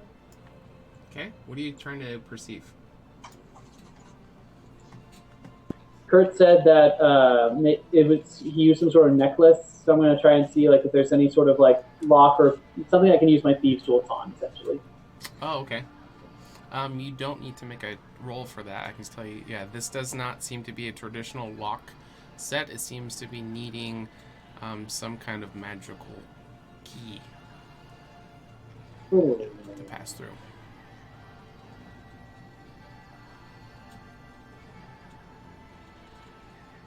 And you still have the language thing going, so I'll let you know. What's up? Can't read lips. Someone's He's in room. a public internet hub, and someone just walked in. Oh, okay. So AJ, you will know that that this is also has like undercommon markings on it as well. Can you read them? Yeah, what do they say? It just seems like it's just like like enter here kind of a thing. It doesn't necessarily have a message. You're just like, no, these are two different entry points. And you guys, I was gonna let him do Arcana checks, but since he's got people in the background, I'll just kind of give it to you guys. So it seems like there's two different ways that you can enter here, and if you guys had the magical key that it seemed that Stonerest had, that's how you enter through these passages. But you said there was two ways. Oh, you mean like there's two ways, as in there's a north and a south entrance? Yeah, there's this one and then the one above. They might connect, they might not, you don't know. Let's break it. I mean, I'm almost agreeing with Kurtz. I don't know how else. Let me at it. Whoa. I mean, while we're sitting here thinking of something better, I mean, he could certainly just do his, I mean, worst case scenario, I break one. We still have one to stick around with. Actually, what if we break it and it cuts this passage off, so then we can lay an ambush for him when he comes out of the other side? Well, considering we're dealing with explosives, we kind of want to get to him as soon as possible before they detonate. Well, we don't know if they're going to detonate immediately. They've obviously been doing this for a while, so... I mean, the ground's been shaking enough today. I don't need more shakes. So if, kind of piecing things together, if there was 4 sets of explosives, there was 2 earthquakes, so potentially there might be 2 more out there. You don't know when or where they are. Alright, I will take the punch bowl and hold Kurtz up to this lock that I'm standing in front of. I attack. Okay. Yeah, so you can start attacking on it. It doesn't really have any natural defenses, so it'll be really easy. You can deduce very quickly that if you start to attack on this, you will definitely break it. You don't know what's going to happen when you do, though. But you just attacking it is not going to open it. Yeah, and Kurt's fucking Glaskin. I don't think about these things. Okay, so you start jabbing your piercing tentacle into it over and over, and eventually the teardrop shape is going to just completely shatter, and it's going to kind of fall down in some pieces, and the little bit of glow that was there is going to kind of dissipate away. Are you not entertained? Sorry. I'll tell you in a second. Can I open the door now, or is it still not? Or is there any kind of door? Solid rock face. Yep. Good. All right. Well, I mean, something technically was accomplished here. I don't know if there's really any entrance or exits out of this site. So, door number 1, door number 2, and I'll look over at the other one. I guess we kind of fucked this one up, but in a good way, maybe, perhaps? Well, that means we can... Well, we can't get through that one now, of course, but I don't think we actually know how to get through this one either. Well, it's possible that maybe if we check by the boxes, maybe someone was really careless and dropped a necklace that we need. Wouldn't that be nice?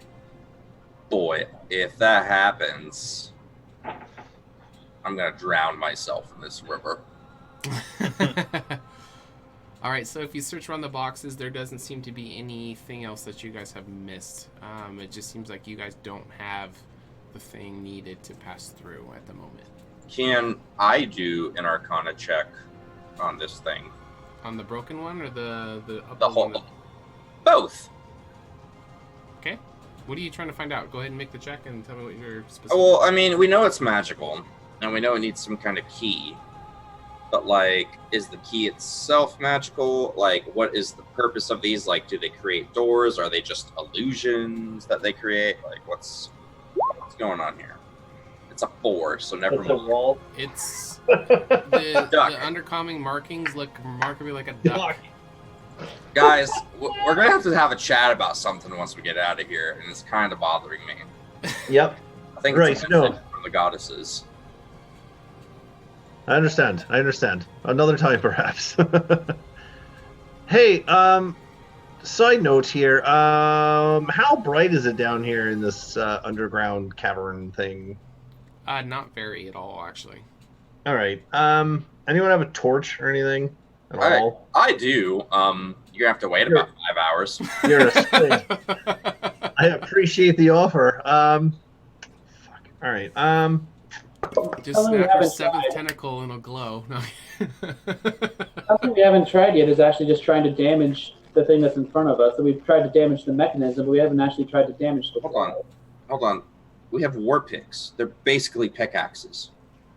Let's just go through it. That's what I was getting at. And actually using the war pick sounds much better than ruining my weapon.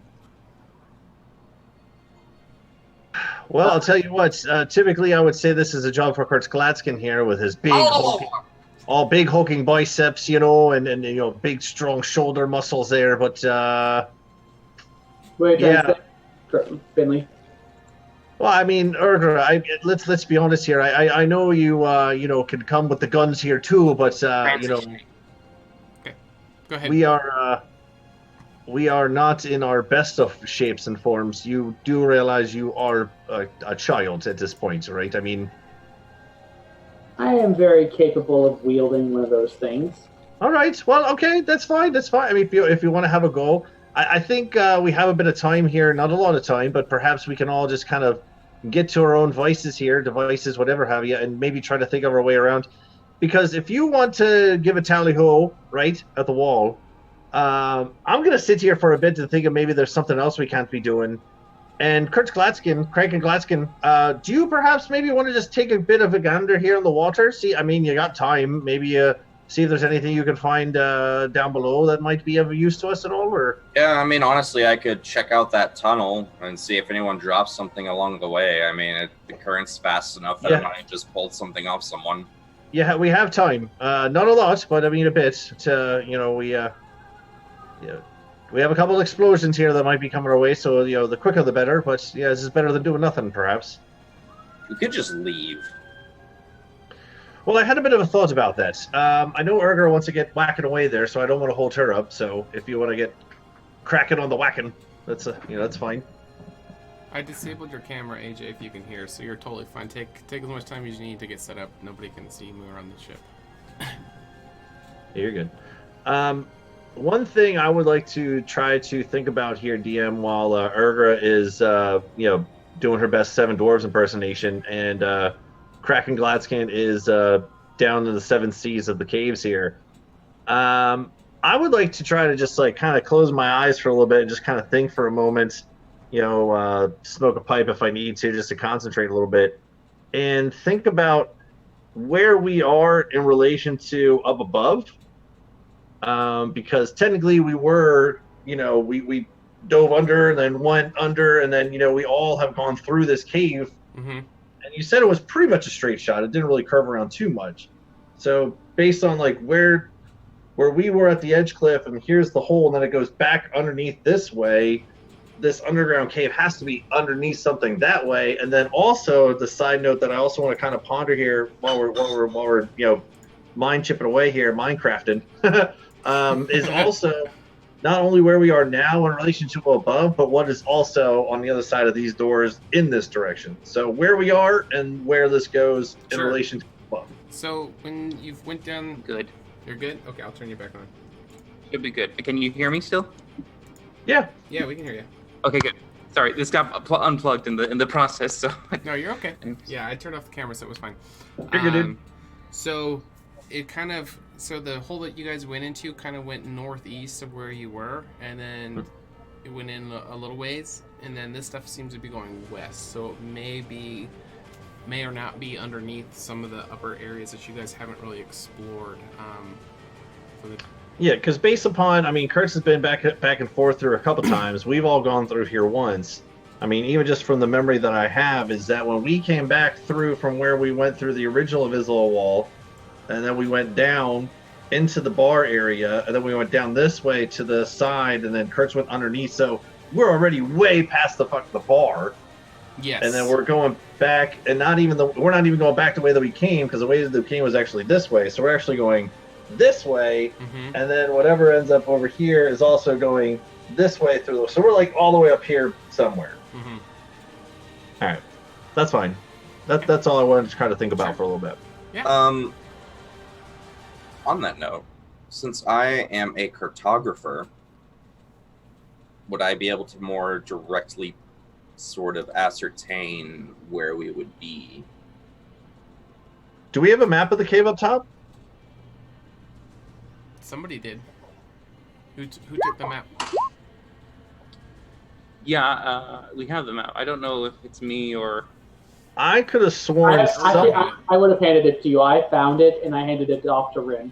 Yeah, someone found a map. When we fought the Durgar, someone found a map in a chest of the whole fucking place. And I think that was Urgra, and I think Urgra gave it to Rin. So Rin, okay. I should have it. Okay. Yeah. Normally I would grant you a chance to pull out the map, Kurtz, and do your cartography. I just realized I actually don't have access to my tools. Right. I'm a squid. Right. You do your squid thing in the water and see what your little tentacles can find there, big guy. You just be like really ambidextrous and just like twist your tentacles to make your little compasses and go. Yeah, a little protractor. I'm communing with the deep ones. Don't bother me. All right, so Kurtz, they kind of let you put the bowl down so you can kind of swim around the area. You don't seem to find any clues that you missed, but you do find some really interesting shiny rocks that may have worked if you only had found these ones earlier, getting his attention. But that nice abalone shit. Yeah, but that's the only thing that you find is just some little bit shinier rocks that were just a little more interesting at the bottom, but that's it. Next time, buddy. We're forced to go this one way only then. Yeah, when I strike the wall, what kind of effects does it have? It seems that as you strike it, it's just like striking any standard stone wall. It doesn't seem so like if you're hitting the area which is the apparent door versus next to it, kind of testing it out, there doesn't seem to be any physical difference in the stone material. Striking it will break off little fragments of it, but it doesn't seem like this is a thing. Like it, if you didn't know any better, this would seem like you're trying to chip into an entire mountain. Does that make sense? Yeah. When you strike, it doesn't feel like you're hitting a door. It feels like you're hitting a mountain wall. Guys, I don't know what else to do. I suppose we can't go through without the key. Let's just break the other one then, so they can't get out this way. Well, as we've been sitting here, I did have a little bit of a thought. If we have to start, we can think a little bit more 3D, 4-dimensional here. We're only working with one level of this, but don't forget here, everyone, that there is an above. I don't know if there's anything below us, but we do at least know that there's something above us here. So if we can't continue on our current path in this direction, at least maybe we could, backtrack our steps on the first floor where the tavern was and everything, and maybe we could see where exactly he was trying to go, on a sneaky routes here, at least be above the below of where he was trying to go. Ha! See how I did that there? That was fucking impressive. All right, anyway, what do you think? I mean, we're not doing anything else. Well, if we can try to line up at least with the map that we have here. If it does, the map actually include this? I don't think it includes this tunneling, does it? Actually, so, yeah, we just it's a Durgar map, so actually it probably does. It's not Durgar, so it was the dwarves map, and then Durgar stole it. Right. Okay. With the map and kind of holding it up and seeing like the location of where, the tavern / the infirmary was, and knowing a little bit of the distance that I was pulled and a little bit of how we're walking, I know it's in a section of the map. Can Rin, with enough intelligence, be able to deduce the most likely place that these tunnels might want to lead to, or where they would probably want to set up charges? Sure. Yeah. I didn't make the map, so I'm just going to drop the actual map onto a handout, and I'll just give that to you guys. And while you're doing that, DM, just out of your sheer knowledge of how long Kurt's doing his, $120 Kraken swim, but, fighting its occurrence, so instead of a $120, it was more like, I don't know, fucking 90 or 100 or something, 2 steps forward, 3 steps back, kind of thing you were saying before. He eventually made us through the tunnel. He's been up and down this enough, and then we all went through at least once. Can any of us deduce how long this tunnel was to give us more of an accurate, So if we're looking at the map from above, and this is where the tunnel is, and we can all think, collectively speaking, Right. it took him a couple minutes, 100 feet every 6 seconds, but if it took him a full minute, I mean, he could be all the way the hell up here, swimming, or whatever. We need to figure out how long that tunnel is to figure out how far we need to go back just to Right. get. Yeah, I get what you're saying. I'm trying to find I have. You're good. Take your time. We'll talk. Tons We and need to figure out tons how and long the tons of straw maps. is here, guys. That's what we need to do. Is however long the straw is, we can point it backwards. Well, Where is well, this? here's the thing. We're running out of time in this year, anyway. I mean, do we really think that we can defeat an entire Duragar sort of infiltration force single-handedly in an afternoon? That's a good point. Probably not. I mean, Certainly not. Rin, do you recall? I mean, obviously, both races of dwarves are having issues with Duragar, but is there any planned invasion for this year? No, the invasion occurs in the third year. I did. Let me just quickly pull out my book because I found this is it. something that I can. Doodle-a-doodle-a-doodle-a-doodle. Well, while everyone's looking at books and stuff, Kurtz, just to answer your question, perhaps we can't, be the one to see the whole quest through, but perhaps we could be the ones to, start the game and roll the first set of dice here and get maybe the hill dwarves and the mountain dwarves working together against the Duragar on their own. We don't necessarily have to be the ones to, perhaps facilitate the whole deed the whole way and complete the journey on ourselves, but perhaps maybe we could just, inspire them to, do this thing together and perhaps rewrite a bit of history without really having to give too much of a, marching brigade. We just have to give the first initial, push. It's actually in the 5th year, Urgra. Check your guys' journals now. I just did a handout. All I'm saying is, we know something's going on. And we already have enough evidence to sort of ascertain that. We're here to get adamantine for Got the Bluntfold. map. Okay, so can you guys all see the map? Mhm. Yep. All right, so you guys went in at the bottom right-hand corner, and then it kind of went northeast. So see where that forge is? Yeah. So you're thinking, so east of that, so right on the edge of the map is probably where the mechanical winch thing is, around in that area.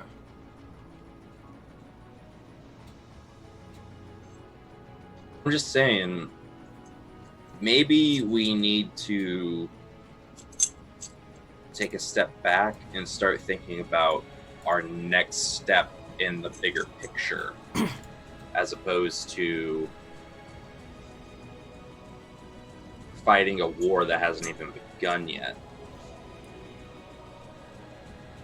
I mean, I don't think there's any more that I can think of to do in this particular situation, except we've already mobilized the hill dwarves. They know stuff is happening. They know that Durgar are coming, and they're using the explosives.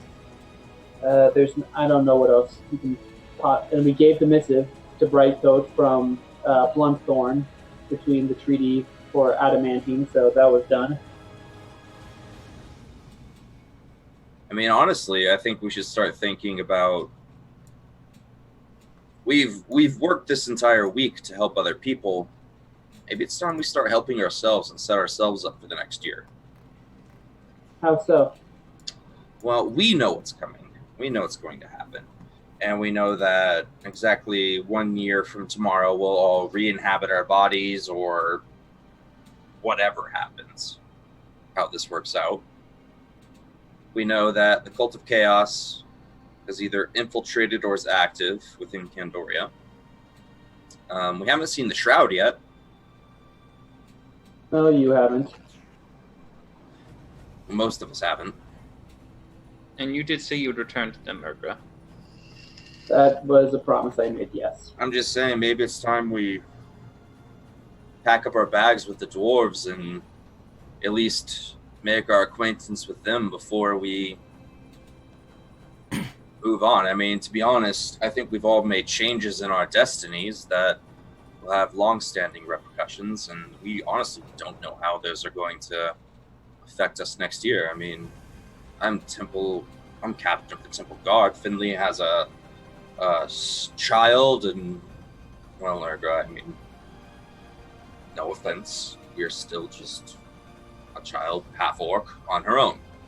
But I've been thinking about that, and we'll talk about that right before we phase out of this. Rin, you now have new contacts within the Revenant. I'm just saying, you have your contact. They don't know it was you, of course, but... Oh, the librarian? Yeah.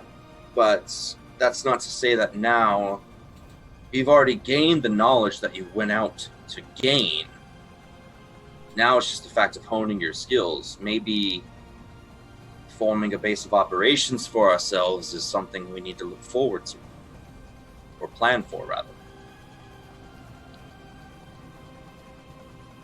Well, in any case, I think that this is a better time to plan this. It's not an mountain that could possibly collapse in our heads. Well, we know it's not going to collapse for at least 5 years.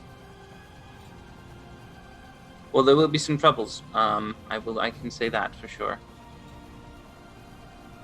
I know in the coming year I will DM, from the manifesto that I have a bit of insight as to the events that occur, but do I have an idea as to, like, because it says, for instance, like year 2, do I know exactly during the whole course of year 2 when these events transpire? Like, just some transpire before the Lunar Festival, or is it basically like after the Lunar Festival, all these things happen after it, or...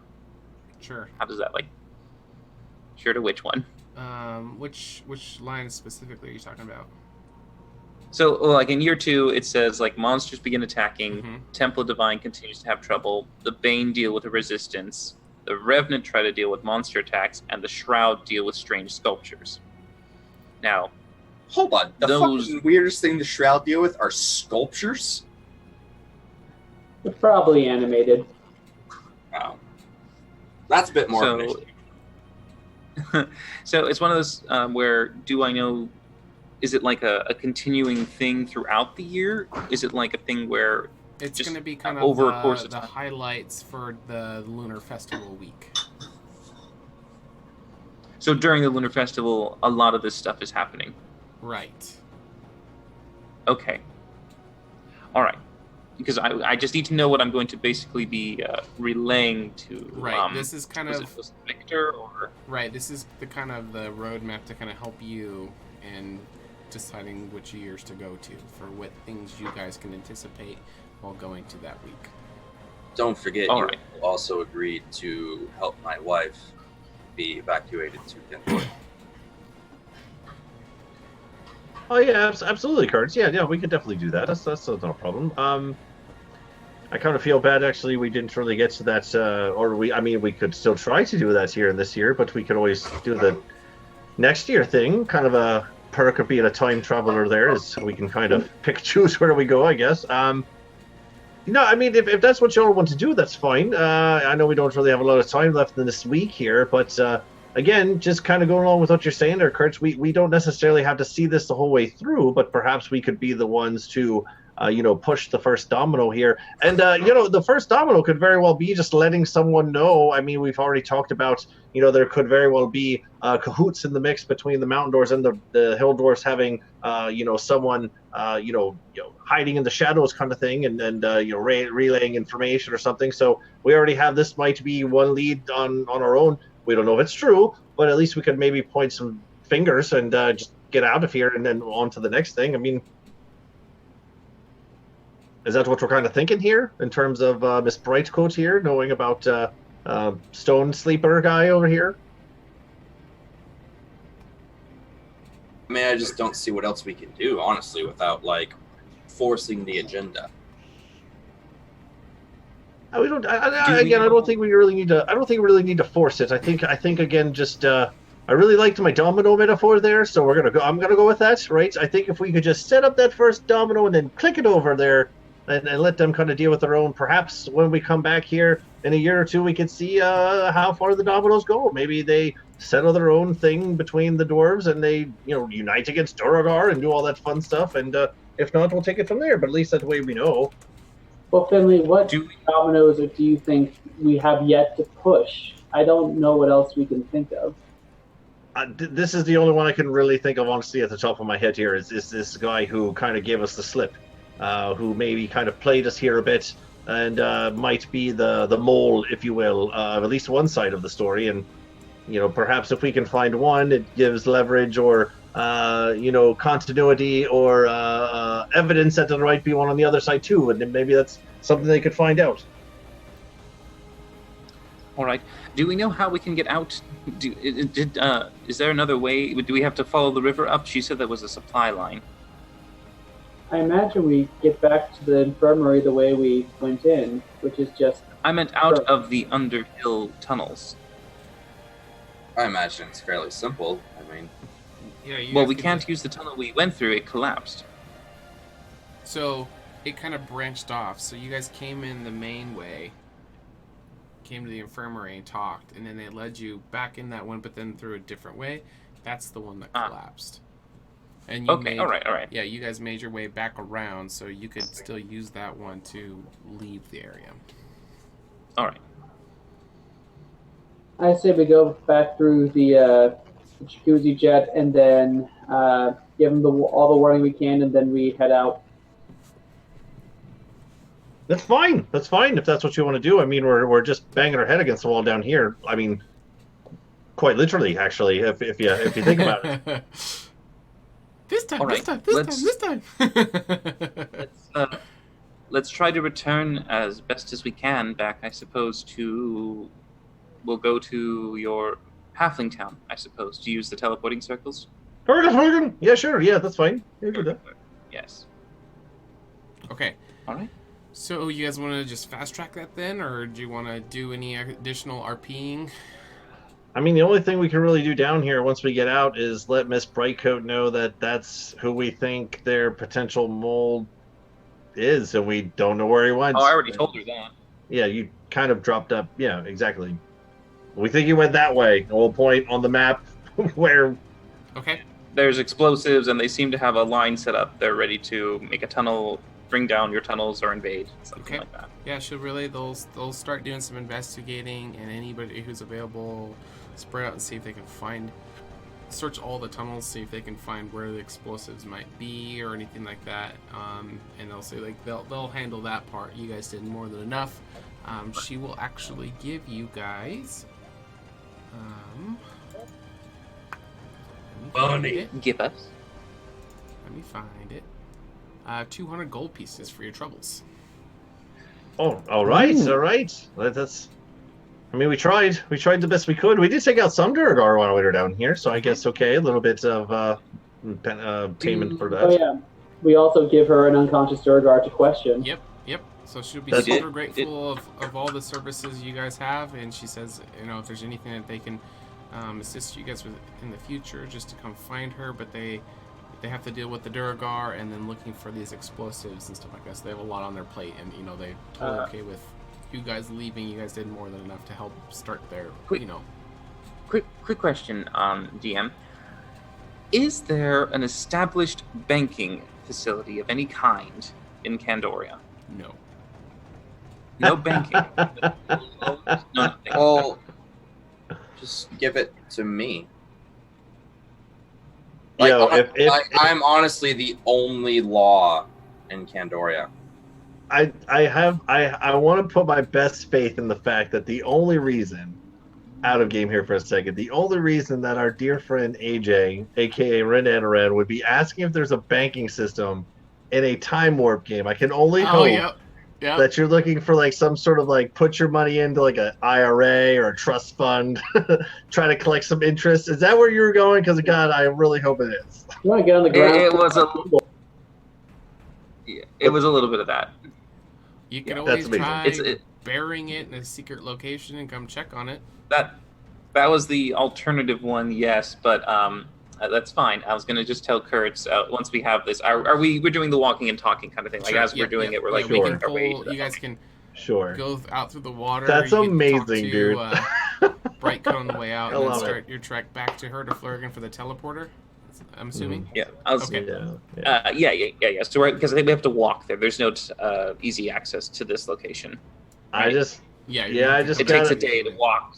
Yeah, I just Yeah. gotta grab. All right. I just gotta grab my pony and my ferrets. I gotta grab my kids before we go. But yeah, I'm good after that. Yep.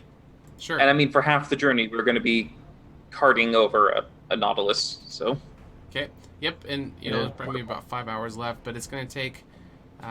So if you're there, back to Flurgan's going to be about a day of travel, and that's going to include a long rest. So during that time, Kurtz, you will regain back your full form. You guys are going to have to stop and take a long rest.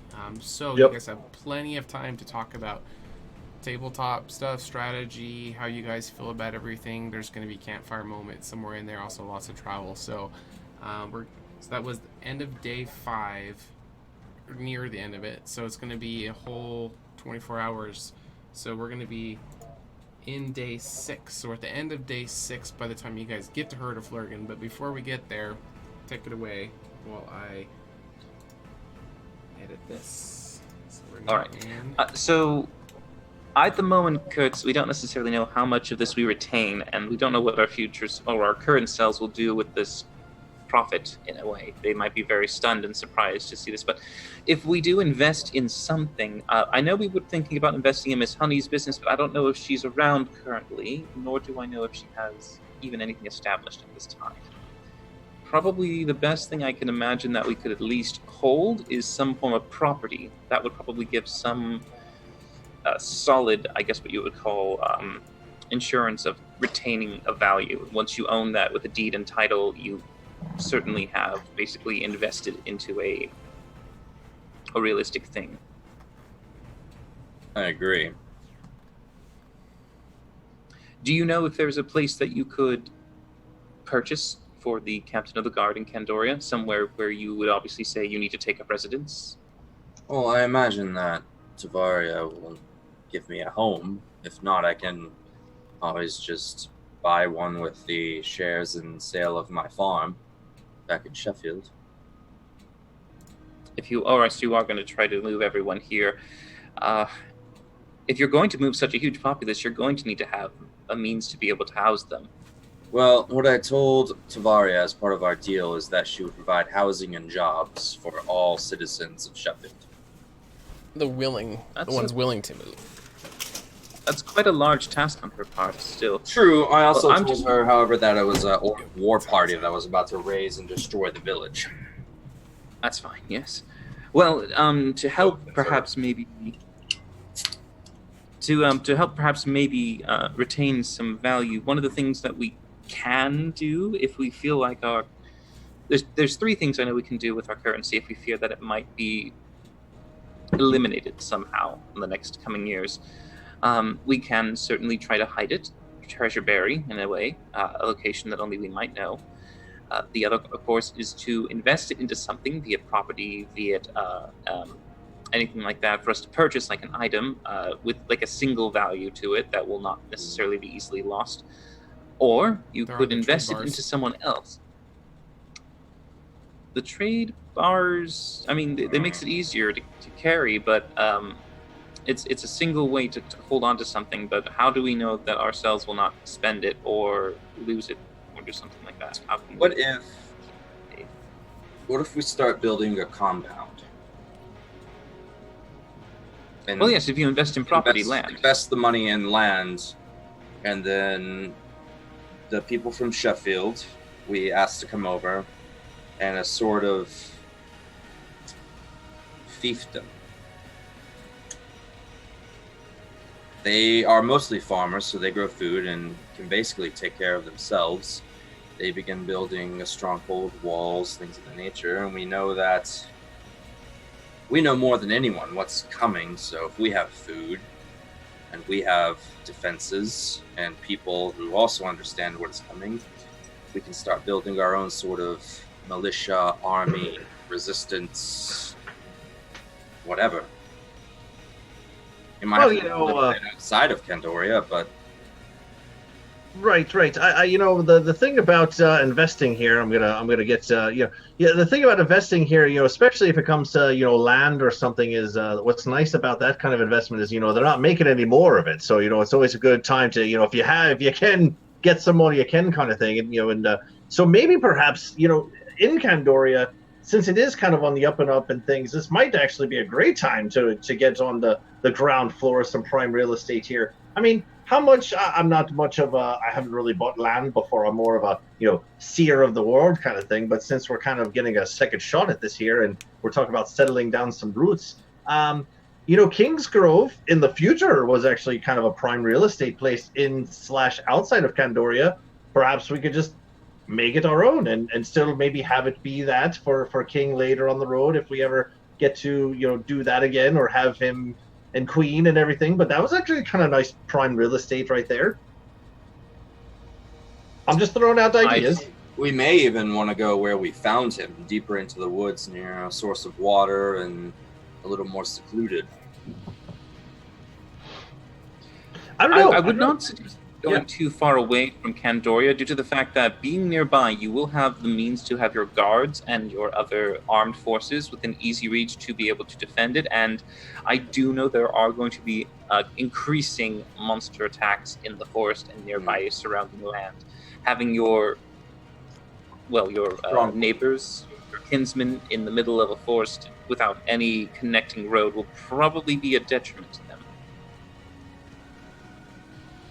You're probably right. Well, hey, when we get to Candoria, when we get there, I don't know really who you go to see about, procuring lands or real estate, but might be worth something looking into really quick, maybe just to see the going rates. I mean, we just kind of get a nice little paycheck there. That is a question. I don't know who is the ruling owner of Candoria at the moment. I believe Tavaria just controls everything, which means... Is it? Does she have a map, a boundary, a border of some sort that she says this is all her land versus, between a river system or a forest? The feeling that I got is it's not so much about land for her, it's about she's trying to create just a blanket temple matters, and if it falls under that umbrella, then it's her real estate. Well, that's a dangerous thing. Without any form of legal balance or at least accepted law, she could at any time choose to claim the property if she has such a tyrannical desire. Well, we saw that with Lilash. Claim it from me? She already owns me. That does not make me feel very comfortable. We could also, of course, choose... We don't have to necessarily do Victoria. It's true, we don't have to do Candoria, but the point is... It's not about... The end game for us is killing the horsemen. If they want to take our land or our stronghold and utilize it, they're helping us defeat the horsemen, then that's not a problem. I don't know. I like the compound idea. I do. We can get some people working in there. That's fine. Right? We can always go somewhere to hang our hats year to year, right? And I mean, if we're all looking at the map here, if I'm not mistaken, this is Kings Grove out here, right? Yep. Where I'm pinging. Mm-hmm. Yep. Mm-hmm. Mm-hmm. DM, quick question: how heavy / big, large size dimensions are the trade bars? It's going to depend on which one you get. So, let's say if they're all obviously the bars themselves are kind of a uniform size, and depending on which one they change in value, but they're pretty much the same dimension, right? Like coins in a sense. Like a coin's thickness and size will be the same. There's different bars, but across the board they're going to be the same as each other. Yes. So at level 20, at level 20, I had 2 bars that were 5 pounds, and I think that was 500 gold. Total? Yeah, because it was just one of those. I think we do. I'm just trying to remember where it is, because I don't think it actually gave the dimensions. It just gave the weight. Right. So that's why I was a little curious. It's like like a gold bar. Because it's one of those things where I could say maybe we might be able to hide one of those. Like I could try. Oh, here we go. Trade bars. All right. Where's it? Day 3, Sebastian. Year 0. Trade bars. There we go. I just don't like the idea of hiding it. Unless it's with someone we trust, and to be honest, at this point, who do we trust? Because that's the main thing, is the fact that if a single gold bar is worth 250 gold pieces, and together our value could easily do that. If we got a single bar, like let's say if it was like the size of a cell phone, sort of thing, like if that's how big it was and how much it like looked, in a way, I could try and make me like a secret pocket in my bag, the large bag that I carry my greatest possessions in it. But if I do not inform my present self about its its existence, like if it's sewn underneath like a secret seal of cloth under at the bottom of the bag. It's heavy as shit, though.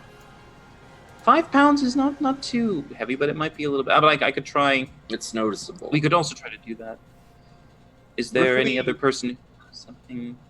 What if we leave it with Alundra or Tavaria? Sorry. Actually, hold on. We should keep a running count of how many times the Alundra and Tamara names got mixed up. No. Could we leave it with Alundra? Do you trust her to give it back to you? Form. Alundra, not Tavaria. Alundra. She doesn't have a physical form. She doesn't exist in this. But it's like a pocket dimension. In the pocket dimension, that's like our own like secret like cribs. I don't think we had a body in the pocket dimension. Well, I was dead, so I don't really know. That's fair. I'm trying to remember back. We could touch stuff. Hold on. We can always do this as well. We couldn't touch stuff. 24 hours of in-game stuff to kill, so take as much time as you need. Yeah, when we were in there, I had Kurtz try to touch my face and stuff. We couldn't touch each other's faces or nothing. So yeah, we couldn't touch anything. Yes. See, we can always work sometimes when it comes to remembering shit. Okay, anyway, sorry. Go ahead. Continue. Yeah, go ahead. We can always invest it. We can actually find a business or some place that we want to, give them a loan, write out a contract, and say after a year's time we will come back to collect. And if we want to negotiate an interest, we can with them. And we do have a fallout where they say if they do not come up with their remaining, if they do not fulfill their payments, then they're at that point forced to liquidize their assets in order to cover their expenses. Which of course we would then have the captain of the guards, the actual strong arm of the law, who would have the means to be able to enforce that contract. So we can do it that way as well. I mean, A little bit of blackmail and extortion. I like your style. And we're It's not. we're having this conversation while we're doing our fire camp talk and that day travel before we get to the sick evening. Right? Yes. That's what don't worry about anybody eavesdropping or nothing. You guys can wait until you're set up for the night or whatever. And you guys are. Well, I have a quick shout. Okay, I have a quick shout out idea. Right? I mean, again, I don't know how much the going rate is on for buying whole groves of land outside the city or nothing, but I mean, if we can afford it, I mean, I'm all for it. If I could do it by myself, sure, that'd be great. If you also, I mean, we could also even just, if you want me to do this myself, that's fine. Invest in, if we're going to talk about investing, I do know of a certain bardic incorporation who makes not only some ales, but also is in the works of making some bombs. And I mean, my name's right there on the label. I'm totally fine just investing in some of that. That might prove some dividends, moving forward. No offense, Finley, but I don't exactly trust bards with our funds. Okay, no offense usually means that after that, what you're saying is going to be offensive. Fine. Bards other than yourself. Bards that I don't know, an organization of bards. Okay, that's fair.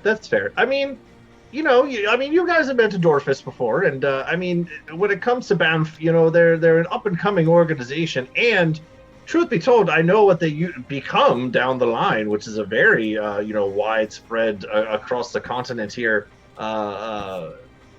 conglomeration, if you will. So, I mean, it's actually kind of nice here where, I mean, we already kind of know what we're investing in. It's almost like if there was like an upstart company, had like a fruit on it, like a pear or a banana or an apple or something. I don't know. I'm just throwing out fruit here. But like if you could get it on the ground floor knowing what was coming, I mean, that's a pretty smart investment, right? It's true. I think that type of investment would be less about getting gold back rather than favors.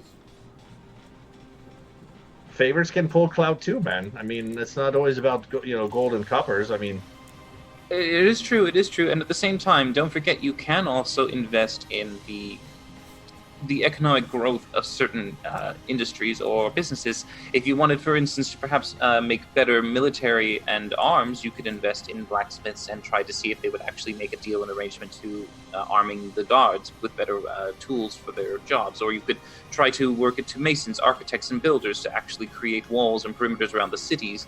It does mean that you can choose where you think the wealth should be mostly needed in the upcoming times.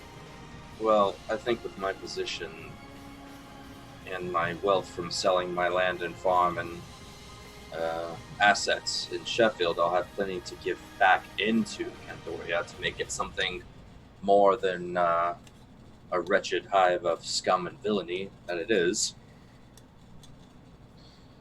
But I'm the only other thing... under the Well, table. there is one other thing we can do. Do either of you... Well, this is the one where I said you can invest wealth into an item. Do either of you think that there's something that we could get or purchase that is very small and inconspicuous that could be hidden in a pocket at that point? And then I got a fairy in a box. We by the still way. have oh yet to shit! I totally forgot about that. I did too. They don't tend to die. They'll be here next year. Told you there's a lot of side quest stuff that's optional. You don't have to do. That is one of them. We can just, we Just can pull it just let her out. go after. I mean, hey, Kurt Snow, as we're sitting by the campfire, it's like, oh shit! I mean, when we get back outside of Candoria, I mean, you think we should just make a real quick one-stop thrift shop kind of thing? And be like, here's your ferry, and just bounce out there real quick. I mean, Oh, hold on. You said that if I just smash this crystal, you'll be free. Right? Oh, you talking to the music box? Yeah, to the fairy. Yeah, that's my best guess. I can't be too sure. I've been waiting a long time. I thought you guys forgot about me. Listen, I was a squid about 6 hours ago. that's fair. And if you don't mind, I would like to have a rest before we do something like this. I'd also prefer to do this in front of the actual waterfall fairy who's been Back in the box. with us before. Shove her back in there. Jump! Didn't we do that last time? Were we just like, shh, just Yeah. just Back in the box. shut up. I'm talking. Just shh. Shove her back in there. Just very. But Rin, as far as your idea for the investments and everything, you only have one day to do it. Do you think that's enough time? I mean, if we're stopping by Florian, I could literally drop off all my gold and just be like, Adorphus, don't let me down, and buy some stock. Actually, Finley, you have someone that you trust wholeheartedly, don't you? Rin. The mother of your child. True. She I mean, in 20 years in the future. Yeah, one more time, Urgra. What was it? She ditched him without saying goodbye 20 years in the future. And that's after she had 20 years to simmer down. Yeah, right. I don't think she ditched him. I think Finley had to leave abruptly.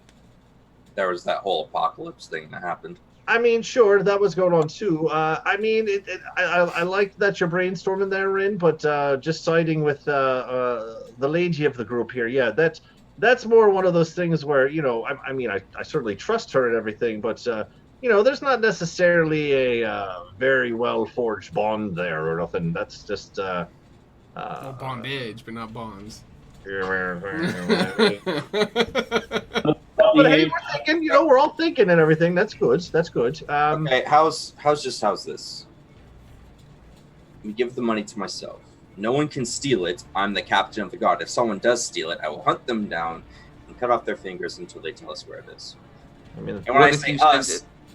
why would I spend it? You will have no memory of this. You will just suddenly find that you've been given a great wealth. Will you have resistance Rin. to not spend it? Rin, you don't seem to understand that I am already incredibly wealthy. So I don't you need splurge- more. I don't need more money. No, I was saving it all for my daughters, but that's not a thing anymore. So, We can try- honestly, I have no need of money right now. My farm exists. Mostly, I give it out to the people of Sheffield. Whatever I make and grow, what I need, I keep for myself. What else, I give away. All right. Well, that's fine. If you feel like you have a good responsibility hold on it, I'd be happy to let you keep the 200 funds we just received. Well, it's not even that. It's just all the money we have right now, isn't it? I will have to keep some for myself because I do know that I will. Of course, we will need to keep some for ourselves for our travels and our own needs and stuff like that. But we've amassed a great deal of wealth in this week, just from the odd jobs and everything like that. All that we've accumulated, I'm happy to give to you. But whatever I started with when we first entered the year is probably all that I'll need. I have to 2 maintain. copper. Just throwing that out to the winds there. I know. Okay. I love how you're like, I'll buy the land, whatever. It's totally fine. And I was thinking, man, I'm like, he has like a couple copper pieces. Oh, hey, I mean, I'm just fast forward thinking here. If we Yeah. have 200 gold, I mean, that's a 4-way split of 50 there, right? I mean, I have 107 gold personally. yeah, I spent all my shit. I started with the most. I have nothing. I have nothing. I think Yeah. you guys should give it all to Finley. It's in safe hands. Well, I Finley, don't know why Kurt said has a I wonder why horse. Kurt says he doesn't trust bards with gold. Who the fuck knows? Yeah, whatever. He's got two thumbs. Like a 2 copper. Well, All right, I'll tell you what. definitely- I'm going to make a real quick decision just on my share of the 50 gold. I'm going to take 40 of that, and I'm going to invest it in shenanigans, and I'm going to hold on to 10 gold for my person after I totally forget everything the fuck that we've been doing. That's what I would like to do, if that's all right. All right. I'll leave my 50 with Kurt's.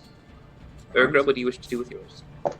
I'll leave my 50 with Kurtz, although I am curious. I have this armor and this new bow that I would like to keep a hold of for next year, if possible. Keep it. Do you don't think that? Well, you wouldn't remove it. If you suddenly found you were in the possession of a magical bow, I think you would keep it, wouldn't you? DM? Ergra, this is what I've been meaning to talk about. I don't know.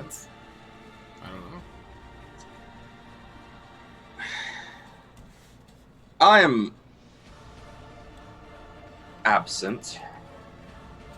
2 daughters. And perhaps your presence would help my wife heal. Adoption. If you're willing to aid me in that. Good start with the eye roll out of character just for a hot second. Continue, go on. So at this time in my life, I am just starting to be allowed to go on missions with other Kenku from my family. It is mostly mercenary work, and my base is where my family is. And I know that I am responsible over the next several years for actually giving us enough funds to find a place that is safe and that keeps all of them alive from the incoming horsemen. Where exactly is your orc tribe? It's not Kenku family, Kurt. Oh, Kenku family. Ooh, by the ooh. Killed a few Kenku in my time. Different Kenku. Are they? Do they all look alike to you, Kurt? Are you that racist? They do all look like they're like birdmen. I'm sorry. The bird. You're not helping your case for my help here, Kurt. Listen, all I'm saying is, instead of doing mercenary work, you can have the opportunity to A, work as a scout, guard, mercenary for the temple, where you will be fed, clothed, and housed. And in the meantime, you give me a hand as well. The problem is, I don't know how you're going to convey this to her since she admitted she cannot read. I'm a very large man in golden plate mail. So you will have a note that was to be Listen, signed we by actually... Kurt. Hold on. Give me the crystal. Give me the fucking Alundra crystal. I'll take it on my backpack and give it to him. I'm gonna bang on it like, hey! Hey! Alundra! Dial tone. Beep, beep, beep. The number you are trying to reach has been disconnected or changed. Please try it well back later. Gonna like take out the divine necklace and like Bang them together. It almost seems like no, nothing. Nope. I don't think friction was the missing component there, Kurtz. Yeah, 'cause Friction you is broke it. Actually, on it. Like- Just because you're a child and don't understand that doesn't mean anything. Kurtz, can I see the crystal for a second? Okay. I set it down at the campfire and I begin casting Identify on the actual I crystal. feel like we did this already. I think we did, but I'm gonna try it again. Okay. Remember. What are you trying to learn? DM, what do I learn? What I are you learn trying to- everything that I can about it. The Identify spell tells me everything. It's literally like, tell me everything. DM, tell me everything. I'll post it up to you. So there is definitely a.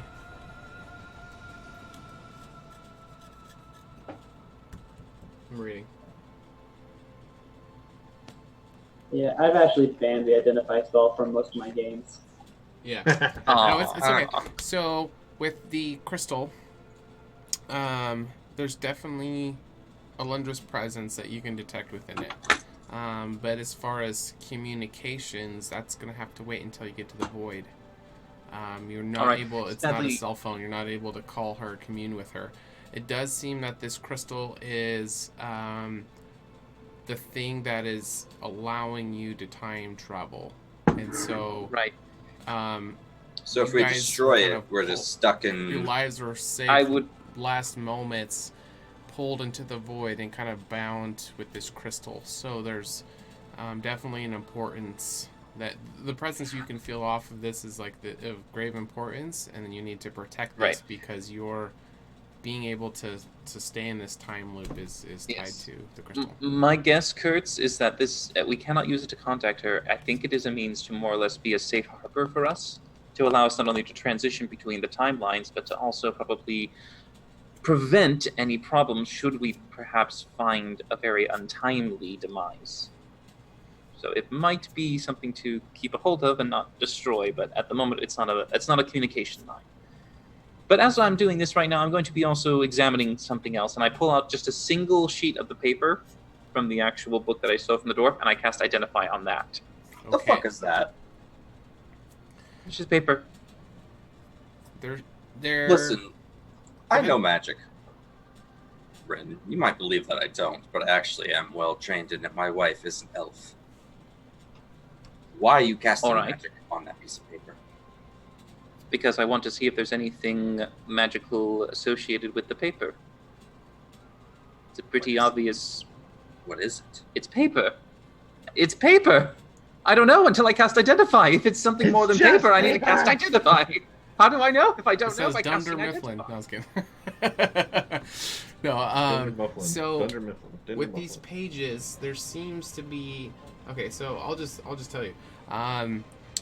You can't read it when you cast Identify, but there is a type of item like a monocle or some kind of eyepiece, something you can wear, which enables you to be able to read what's scribed on these pages, but you have no clue where this item is. All right. Yeah, I didn't glance it in the chest. That's But fine. whatever- That's fine. Whatever Kurtz, ink kids Kurtz. use is only readable with Kurtz. their special magical Kurtz. lenses. Me? Kurtz. Me. Yes. Yes. You have a special talent at the moment that I do not. Could you please wear your helmet and look at this paper and see if you see anything beyond what is normally seen? With your true sight, Sure. does the paper look like there's anything on it? Does the paper? I'll plonk my helmet on since I've taken off all my armor for sleeping. I'll just plonk the helmet on. Okay, give me a Constitution saving throw. No, I'm just kidding. You're a newt. No, I'm just kidding. Blind. No, so when you put your helmet on, you're looking at these pages. You have no clue what the hell he's talking about. It's just paper. It's just paper. Yeah, I'm like. Yeah. Oh, well, see, that's a darn shame. It's just paper. I'll put the paper back. I thought perhaps it might have something more special to it. Why? Why, what? Why would it be special? it was treated like it was special, so I assumed it was.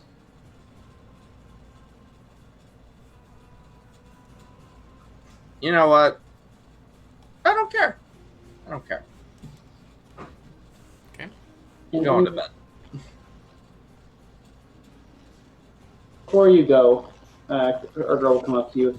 If you're really serious about the skirts, you need to convince yourself in this time frame to take the first step, because I will not trust really anyone. I'm barely trusting my Kenku family. Well, to be honest, it all sort of depends on how much we remember, isn't it? Because if I don't remember anything, I will have no reason to offer you this. And if you don't remember anything, you'll probably shoot me in the face as soon as you see me. Or run with that armor. I'd probably run without fancily or dressed. So, it all depends. In any case, what should we do with our last day? I have said that I would go back to visit the Tabaxi. I don't know what all the rest of you want to do.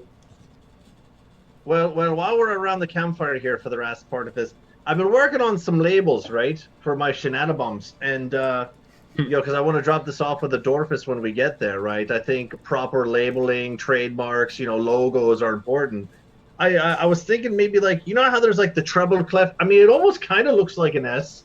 If I twiddly around with it a bit, make that the S in the shenanigans kind of thing, right?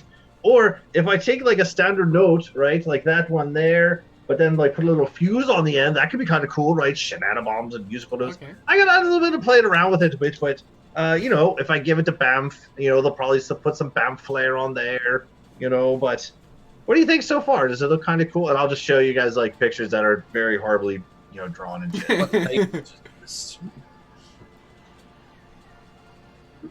To Kurtz, it looks like a duck with the fuse. Yes. Damn.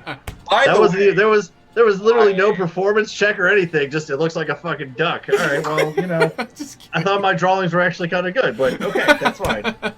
I think Fuck me, I guess. What is music? I like them. Note. Thank you, Rin. Thank you, Rin. Thank you. I thought they were kind of good too. I mean, they need some tweaking. I'm not in marketing. I'm just an idea guy. I think of shit and I give it to someone else to take it from there. So so when we do my quick little interaction with the Dorfus, Herg the Flurgan, 40 gold, some notes on some labels for Shenanigans, and I say promote it, invest in it, do what you will. I'll be back to check on you. I got some shit I got to do when I leave. That's the real quick interaction. Sure. Okay.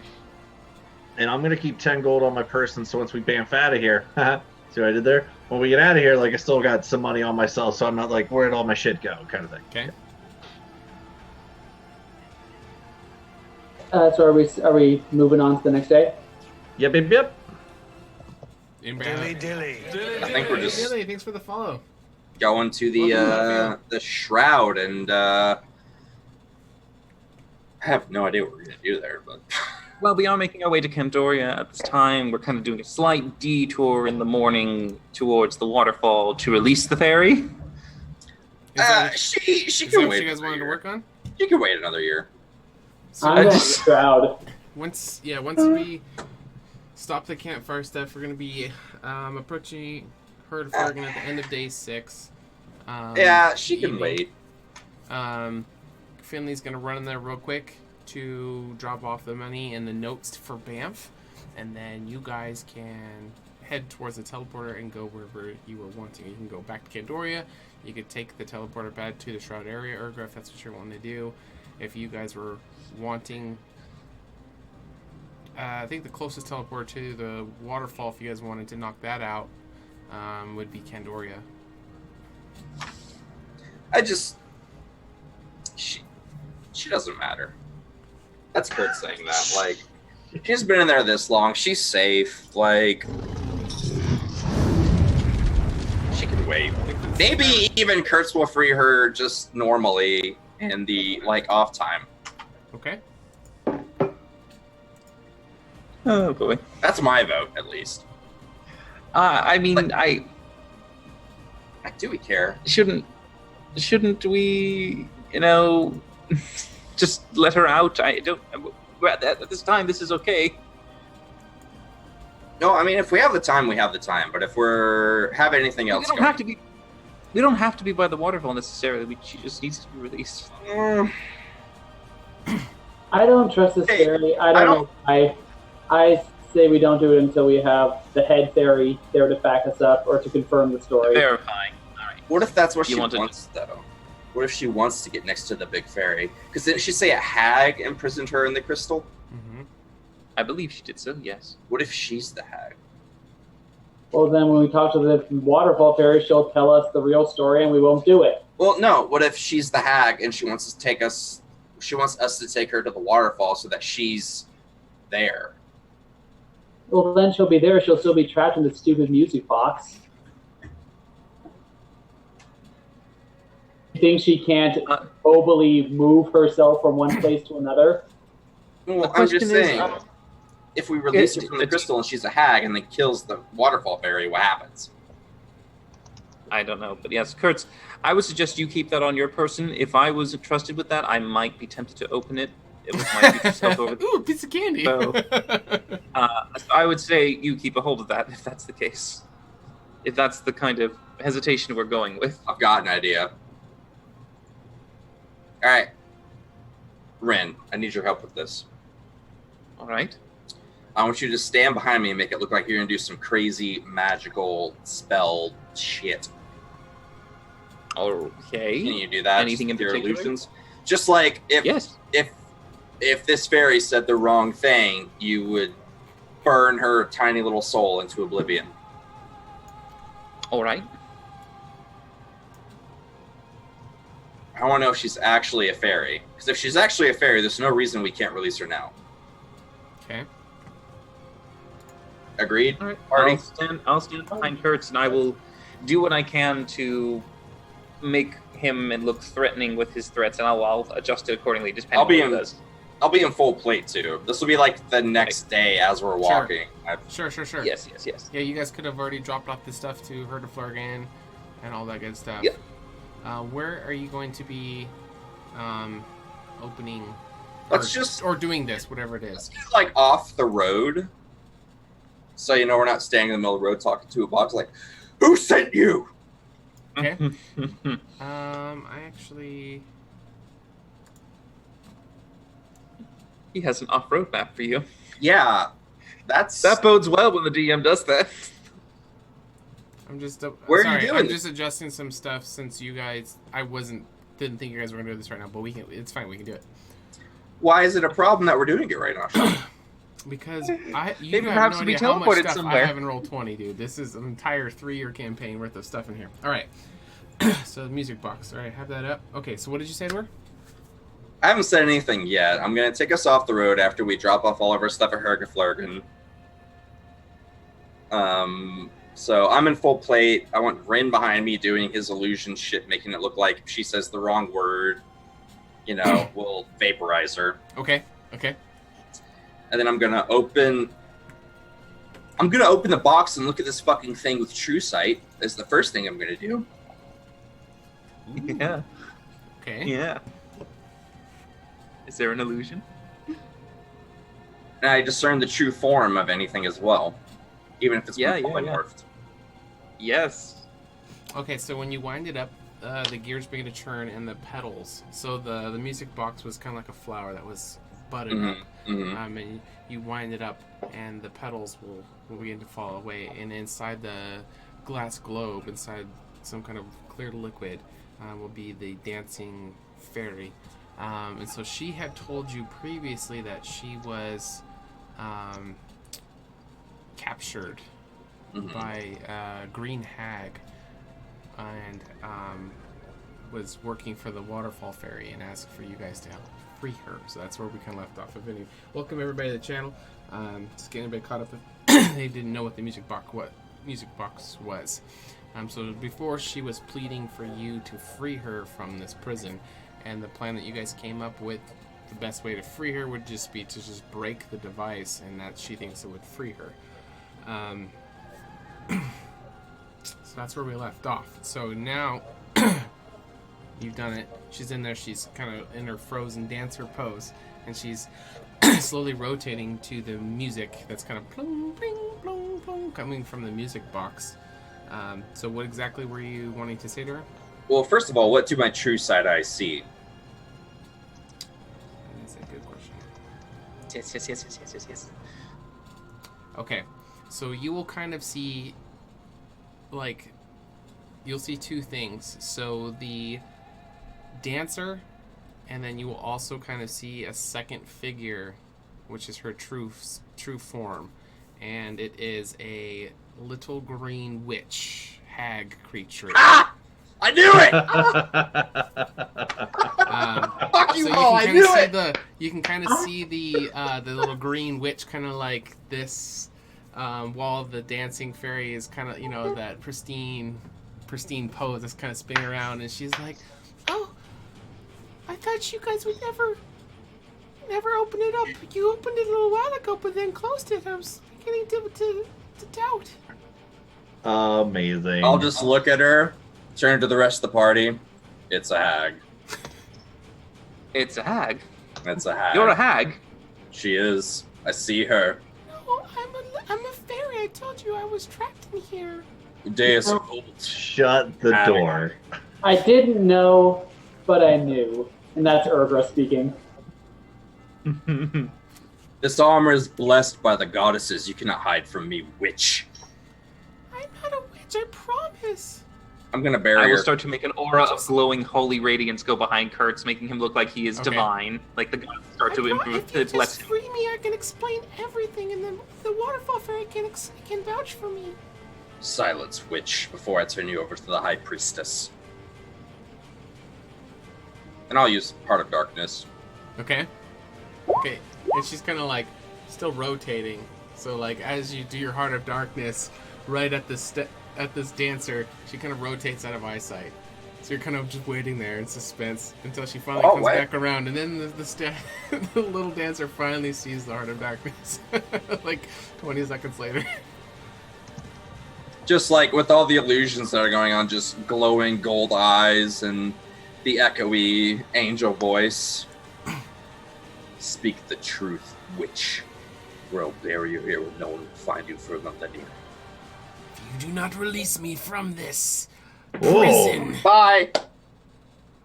Shh. Okay, so you can close up the petals. Okay.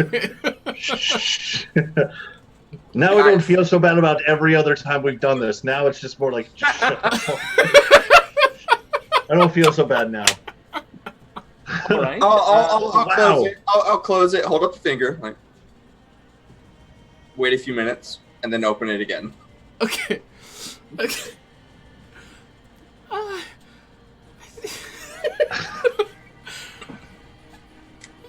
just let me out. Hurry. I don't know if I have much time.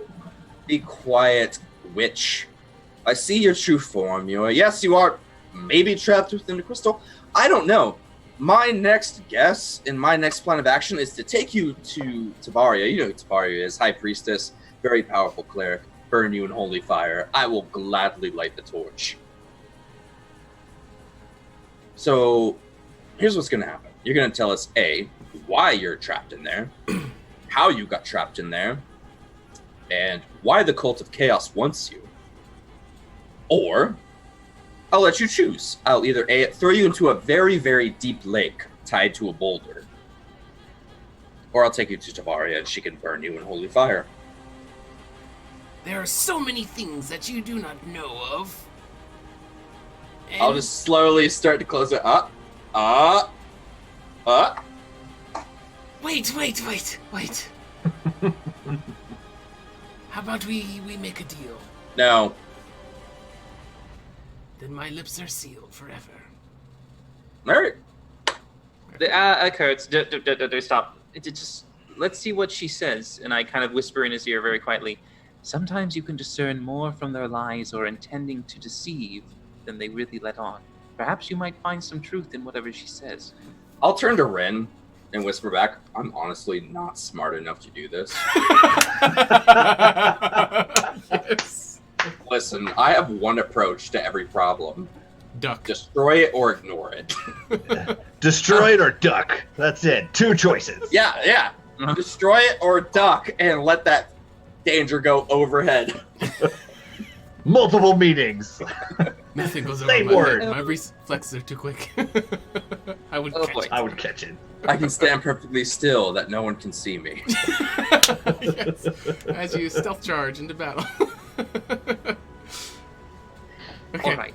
Look, I'll slowly take it and open it up and just go. Can you tell me your true name? First, I need an assurance that you will free me from this prison.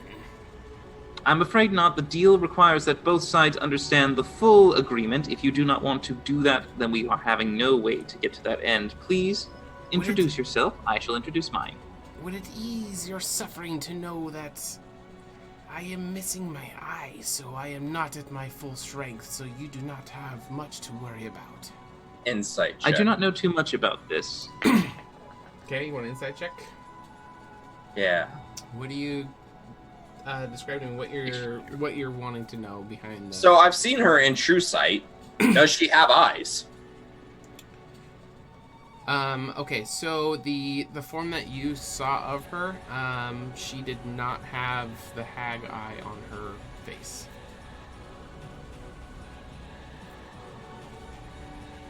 You're muted, Connor, if you're talking.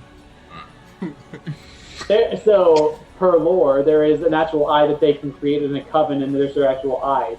Does she have her Oh, I know this. Right. I know this, but of course, our level 1 characters... Does Kurt see No, actual none of this- eyes, is what he's asking. Yeah. No, there is no physical eye inside the socket of the hag. Alright, she puts... Either way, I don't necessarily know what you're referring to when you say you don't have your eye. Again, I ask you one more time. Otherwise, I will just defer to not even bother talking with you. I'll Is your burn name- you. I'll also be behind him, like, lighting a torch. Like, I'm ready. Eventually, I will find a way out of here. If we are to conduct this with civility, we shall have some proper introductions. Please tell me your name. This is the last time I ask. How do I know that I can trust you? I don't even know who you are. The experience You are currently I've had in the is worst you guys promised to situation. release me and then kept me cooped up and then didn't follow through on your word. As far as I know, you are not trustworthy, and I don't even know who you are. Karen's just standing there like this. Props. This is the reason why we are trying to gain some trust. Now, if I cannot have you trust me enough with your name, I have no reason to believe I should trust you with anything further.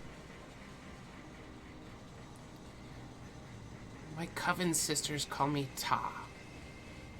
Stupid name. Ta. Does that sound like she's speaking true, or is she just basically making something up on the spot? No, she seemed to be telling you her name. Okay. I am Rin. Now, Ta. If you have sisters, why haven't they released you already? Or did they put you in this predicament? Ah. We were all separated, and none of us that I know of has the eye because I can't see from the eye. But Very well. I must find it and fulfill my quest and find my sisters. And currently, in this state that you're in, what on earth do you have that you could possibly bargain for your freedom?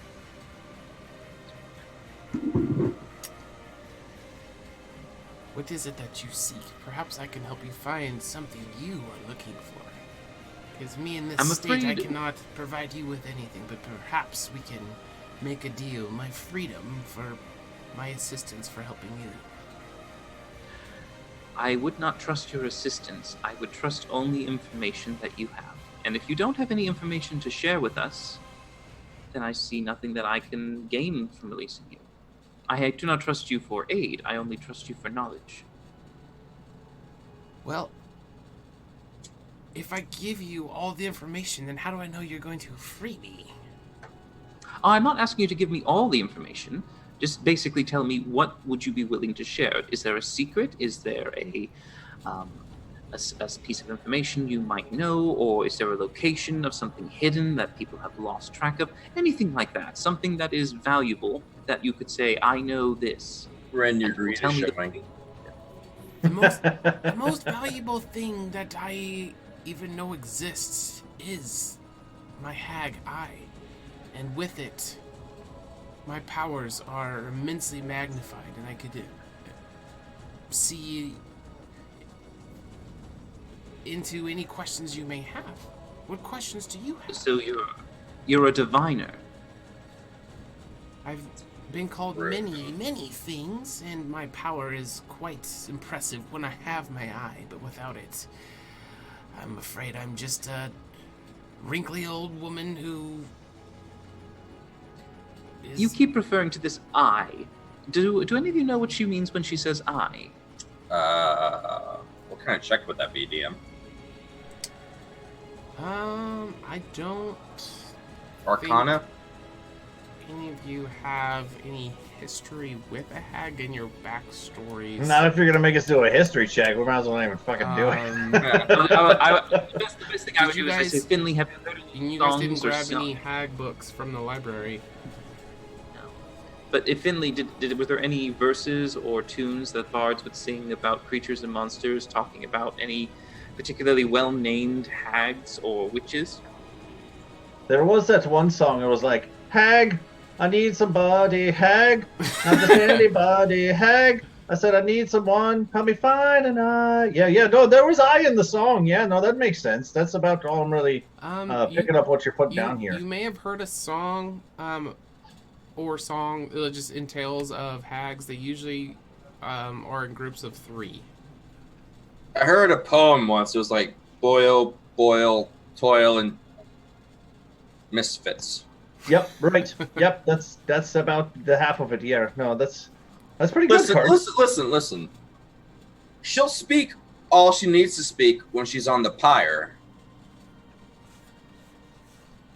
Tay, I only have one more question to ask you currently. Right now, the offer for what you potentially wish to give us is not enough for me to want to give you your freedom.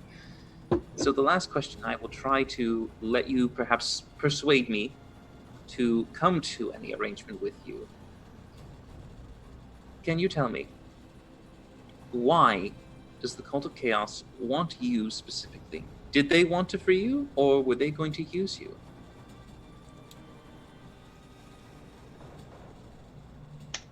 My 2 sisters and I, when gathered together with our Haggai, have a unique ability of being able to seeing into future, past, and answering questions that I would otherwise have no way of knowing the answers to. Perhaps they were wanting to get a hold of this. So they wanted your eye. Well, the eye is useless without myself and my sisters. So It seems a rather foolish venture if they cannot ask or get your guarantee that you will even read the future truthfully. All 4 pieces of the puzzle must be brought together. well, so if we kill her, we cause the Cult of Chaos to lose an advantage. That's what I just heard. I'm afraid he's quite right. Well then, I guess my final pitch to you would be, if you grant me my freedom, I will allow our power to serve you guys one time.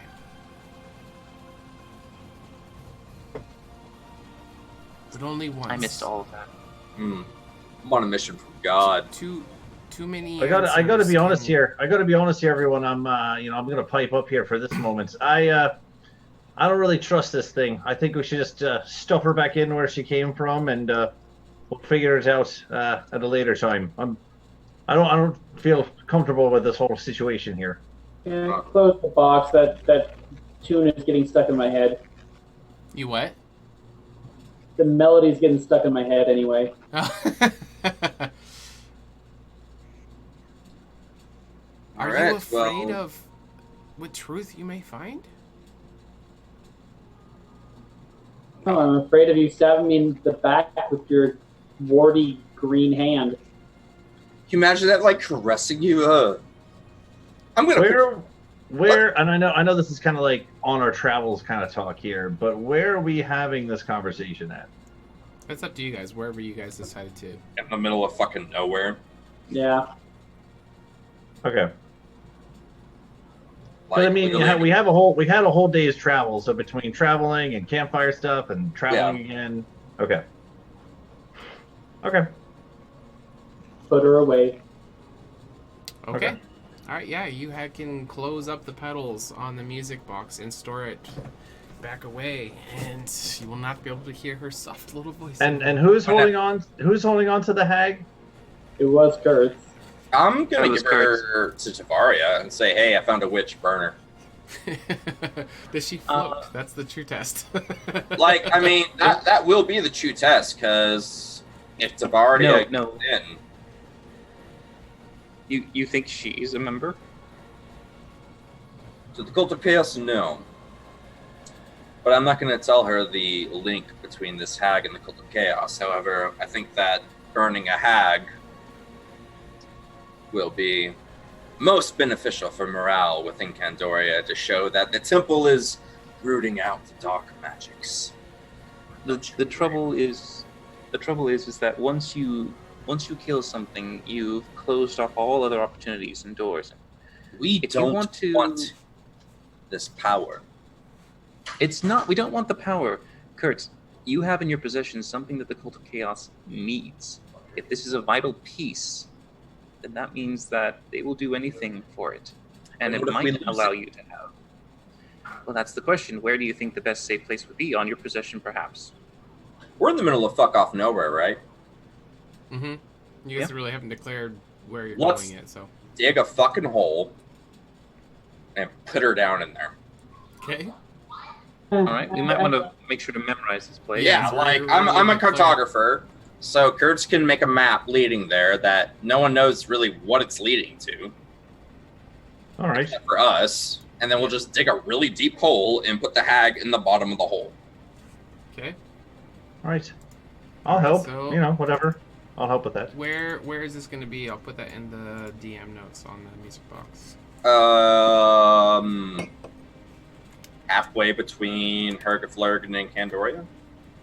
Well, you guys are taking the teleporter pad, so if you actually walk. Probably be closer to where the dwarves were. So between. No, we already went to Hergeflurgen. This is the day after. Is it Well, I near- mean, yeah, somewhere we- near the teleporter pad at Herdeflurgen then? We could, we could always bury it. So this is at. So we're walking down right to Herg to Flurg, right, and then we're saying we bam from Herg to Candoria. So we're in Candoria. You want to bury it out here somewhere? You want to bury it out in Kingsgrove? That seems to be a go-to place for us. We seem to. Our dumping ground. Yeah, right. If you Mythical do put it there where stags, we, hags if you do put it there where we emerge, boxes. we can see if someone uncovers it. Right. Do a quick little double check. Right. So where? King's Grove. Okay, very deep. Like how deep? If we're doing this right. So Urgra is going to say dig it at least more than 10 feet underground. Wow. Okay. Wow, that's going to be a All this for noticeable a music pit to get box. I love it. Okay. All right, very deep Those inside are Kings Grove, moving. underground, more than 10 feet. All right. Right. That is Yeah. not This the best this whole King's Grove out here seems to be like a common denominator here for us. So that's good. That's good. I really feel at some point we should probably just buy this whole lot out here. I mean, this whole little trifecta area out here seems kind of nice. Okay. Real estate out here. You're muted, Dylan. Just a second. I knew that fucking fairy was talking shit. I knew it. That was good, man. I mean, no, that was a fucking little good voice call, like man. Yeah, absolutely. Yeah. Shit. You Well know, on your cards. All right, so you guys, you spend a little bit digging a 10-foot hole. It is enough out of the way where nobody seems to be passing by or notices the hole. and you guys can place the innocent rosebud music box into the hole and bury it 10 feet underground. After you do that, and what would you like to do? Before we put her down, I just want to open it and whisper, "You're never gonna see the light of day again." Fuck you. You're gonna die in there. You thought the darkness was your ally. She's And So as you're doing that, and you say that, and as you're closing it here, I have a special set of skills. I will find you, and I will kill you. Nope. Just start burying fucking more dirt on top. Shh. Just You bury will need them. all right, who's coming to see some fucking cats with me? I think we can all go, unless anyone has anything else to do in Candoria here. Like- we can all go. Andrew, if you're relocating, I turn your camera off. You're good to go. All right. What would you guys like to do? Go see some kitties. Yep. Some meow meows? Kind of round out the week, right? Stake our claim there. Okay. I think we're good. Yeah, just kind of put a. Yeah. I'll go with you guys to the Shroud. Okay. Okay. Are you walking there, Rin? We could just take a horse or something, but no. Okay. No, he's got to walk about. All right, that's So fine. he's got to keep his figure, Finley. Right. No, that's fine. Hey, speaking of figure, how is my horse and my ferrets here? Are we going as we're? Yeah, they're holding up well. Yeah. Did we ever get the golden horseshoes, or was that? Yeah, we did. We did. Yeah, they were We put did. on there. All right, cool. So remember, you guys were Fergus- bitching about, isn't gold Fergus too is soft? liking his dancing and everything. All right. All right. So you guys are heading towards the shroud area and to the lion one. Where I dropped off before. Yeah. Okay. On our travels, I'll just continue to play with Jawbreaker and Skittles just to kind of get them more familiar with Sure. not being crazy kids, being my little hooligans, but they're Papa's hooligans, so it's fine. I mean, you have prestidigitation. That's basically like a smartphone. Just have that be your nanny. No, truth be told, right. So I'm trying to get them outside more, to get up, be a little more active and play. I'm trying to get them off the electronics, the presentation electronics, right? So I'd like to be a little more up and interactive with my kids. I don't just like to stick them in front of a screen there, and let them nanny cam it on there. No, but yeah. Okay. So in fact, if anything, I'd probably use presentation to be like kind of with cats, like do laser pointers and like get them to play and like that kind of stuff. Get them to jump on Urgra, come back over. Okay. All right, you good? All right, turn you back on. I'm in an abandoned part, so hopefully no one comes. But yes. All right, yeah. Hello? AJ, you're on a cruise ship right now, right? Yes. Is that So he's in the middle of the ocean. So we're glad he made it. So it's super crazy hours. He's somewhere randomly in the middle of the world, but he made it to the game. So everyone show AJ some love in the chat. Player, man. He was willing to make it, even though it's like 5 a.m. there right now, 4 a.m. No. You see, because we moved an hour ahead, it is now actually 7:20. Everyone is starting to wake up. It's 7:20 now. Everyone's That's starting. why he has to keep on having to move because people are waking up. Yeah. Yeah, because on Sunday it was only 9 hours. Now it's 10 hours. Okay. I switched time zones. Yeah, that's amazing. Just you should be fine where you are, right? Just tell everyone I'm playing D&D, right? Join the stream, have them say hi. It can be seen in 10 different countries at this moment. Yeah. Yeah, I'm just doing at least one voice. I'm not being crazy and I'm not making weird sound effects, so at least I won't look insane. So Take off your clothes. I'm a man. All right. Anyway, we're all insane. All right. So you guys make it to Candoria to. So you're heard of Florian.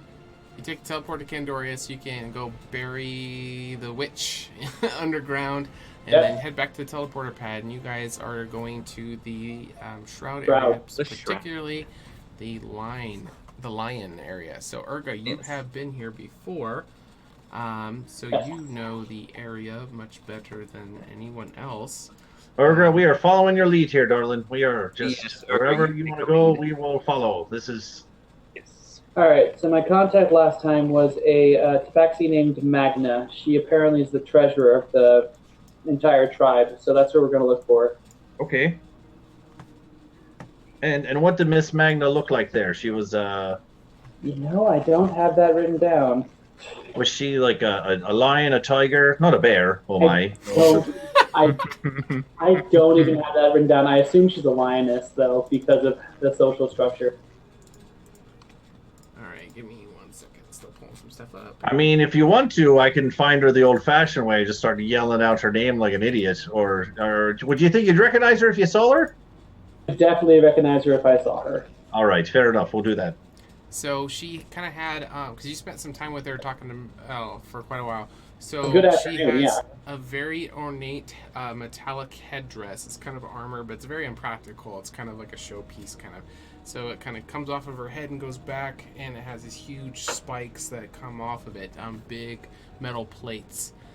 She's got some shoulder pads and some metallic armor on her arms. And then she's got the metallic piece that comes around the side. Then she has some white robes that come from kind of the torso piece, kind of up and kind of droop over. Solid white cape that kind of droops off the back of it. Why did I just do the visual in my head of was it Shaka Khan from Mad Max or something? What is that from back in the day? Anyone? No one? I know what you're talking about. Oh, the black chick? Yeah, why did I just get that whole visual there? You're like metal headpiece, metal this, metal shoulder pads. That's all. I just went straight to that. That's what she looks like to me now. That's not- the real twist. Forever. That's the real twist of HotA. We're actually in the future. All right, I'll make the token bigger so you can see what she looks like. And he pulls up the token from Mad Max. I see her. I mean, kind of. Similar. She has very large breasts for a cat. Yeah, take away the fur and but yeah. Where'd she go? Hold on, wait, bring her back up there. I missed her. Hold on. Here's large breasts. He's like, I'm coming, guys, I'm coming. That's my Finley showing. I know. I'm sorry. Go ahead. Wait, one more time. Dude, I mean, kind of. Look at the headdress and stuff. That's like. I can see it. Google that shit real quick. No, I'm with you, man. I'm with you. Zero Thank you. interest until the boobs are mentioned. Thank you. Appreciate that. I Someone's got. lead my friends through town. Technically, she should have 6 of them. Just saying. Anyway, so yeah, we'll follow Urger. We'll follow Urger. We're looking for Shaka Khan. All right, cool. Chris is married. All right. This is Dylan talking. All right, so what would you guys like to do? I will. Do we? Are the gates open? Is that an issue for us? No, it is not. So I will enter town and I will go to where I met Magna the first time, which is sort of booth. Yep, and she will be sitting there at the booth again. She will be drinking some catnip tea, or the stuff that you had recommended before. She's popped up. Yeah, she's having a good time. So this is nighttime. So by the time you guys got everything, because it was the evening of day 5 when you left, it was 24 hours travel time. You got the long rest in there, but then between going to Flurgan for a hot minute and then going to Kings Grove to bury the thing, it's definitely going to be towards the very end of day 6. So people are turning in. There are some torches that are lit in the area as you come into the Lion town, but there's not a lot of people who are out and about. But Magna is in that booth, the purple booth, and it has two sets of benches that facing each other inside of this booth. And she is in there, and she looks like she's sipping some tea. As you approach, what would you like to do? Hello, Magna. Do you remember me? Urgra, I do remember you. Come. I just made a fresh batch of tea. Would you like some? Oh, good. You know, I think I'm still full from last time, 5 days ago. My friends, though, and I'll point to Rin, he is actually a huge connoisseur of tea and just really all food stuff. I'm sure he'd love to try some of the local delicacies. Okay, I'm going to kind of move everyone's token in there, because I'm assuming everyone's going there, and then I'll shift ping it, so... Yes. In case someone's lost. I don't think I've ever had this tea before. What's in it? And I will slowly kind of aroma check it. So our friend Ergra here last time recommended trying some catnip tea, so I'm trying it for the first time, and she'll take a sip of it and Oh no, no. so you kind of go like, oh, that's quite strong. Would you like some? And then I don't think and then I'd before you can appreciate respond at that moment, she's gonna look at you, Ergra, like, I saw the lights. How did you know? Oh, okay, we're on to that. Yes, well, as I told you, I have been blessed with visions. Yes, from the come goddesses. sit, dear. Please tell me all about it. I told the elders all about it. Well, But they're all wanting answers. They're all asleep now. But you must fill me in. Please come, sit. Tell me everything you know. We're on a mission from God. God. I am God. There's just standing there, gold Crusader plate mail. God. Like, like these different, doing the August pose, Oh, gods of Egypt skin. Yes, myself and my companions have all been chosen by all three of the goddesses to spread the word between all, the Shroud, the Bane, and the Revenant and beyond, about the incoming horrors that are coming to Candoria. Okay, and because it's nighttime, you guys can see the aurora that's across the sky, and she will look up at it and. But what does all this mean? What did we do? Unfortunately, I'm only given glimpses, and am not able to answer all the questions that even I have. But I can confirm that Alundra is no longer here. But we are acting on her behalf. Well, we haven't given up faith. Hopefully she will return one day. Give up faith. I will lean into Ergra and I will just go, tell them that in the next year they will encounter strange sculptures. Oh, hold on. As soon as I'm gonna take Rin off to the side. Like, all right, what the fuck's going on? I'm very quiet in this. I'm trying to make sure the kitty cat doesn't even hear this. Okay, that's fine. We're all standing together though, so it's like We're probably like talking around a fire or something. like what's going on with these fucking sculptures, dude? Like, what are you talking about? I don't know. The DM didn't much info. I as a character don't know, and I as a player have no fucking idea. Because this sounds like the lamest thing. Like everyone else has to do with monster attacks and rebellions, and it sounds like, hey, there's some weird fucking statues around the corner, man. Did you see them? But that was for next year, though, right? Yeah, you clearly aren't a Doctor Who fan if you aren't afraid of statues. Oh yeah, the Listen, angels. I know about the whole weeping angel thing, but that's not what I'm getting the vibe off of here. Like, it's not like, oh, hey, let's stare at the statue till it rips my fucking throat out. In any case, I don't know what their meaning is, but if we're not going to technically be here at the beginning of the year, if you forewarn them now, it will solidify your prophecy, basically predictions. Who cares? It will solidify her credibility. No. What's the problem with the statues? Are they just statues? They're strange sculptures. The DM didn't give me anything. I can't give you anything. No, I didn't. No. The words. This is Kurt. Some knowledge that there was problem with statues, but you don't know what it was. This is 'cause Kurt's. you weren't there. I'm in Kurt's mode. I'm just like, why do we fucking care? No, that's totally fine. He doesn't have a lot of information. It was that that's what he has. So the whole deal here was to just to bestow our divine knowledge on these people that what we speak is truth, and Yeah, what you've, we say is you've divine. definitely hooked Magma just with the calling out the aurora that's going to happen, but that happened on day 1, and you haven't come back yet. So it's been several days where these things have been going on. She told everybody that you said that was going to happen. Right, and now we're back here, so we really need to kind of put a stamp on this thing and Right. make sure the ink dries to make sure that we, clarify here that what we say is true Right. and firm here, so we don't lose our kudos, if you will. Exactly. What's this lady's name again? Magna. Tina Turner, by the way. It's not Shaka Khan. It was Tina Turner. I know Just Tina a- Turner. yeah. I know the gist. She Yeah. looked hot. She looked hot, and it To wasn't. be it wasn't. fair, Road, I've always thought it was Shaka Khan. I don't it know wasn't. why. It but wasn't yeah, Road Tina Warrior. Turner. It was Beyond Thunderdome. Yep, my bad. But that's where I went. Anyway, continuing yourself. on. Just needed to clarify that for the stream. I had to Google it because I frogged it up. But You won't anyway, lose continue credibility on. with viewers, you know. Okay.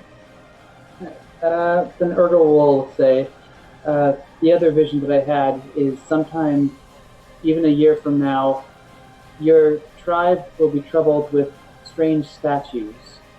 I only saw Sculptures. shadows, statue sculptures. or something. There's a difference. Is there? What? There is. Sculptures. I mean, what did I say? Sculptures or statues? You said statues. It's sculptures. They wrote up the word sculptures just in case. Sculptures or statues?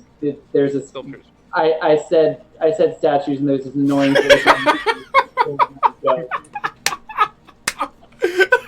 Sometimes the goddesses are like that.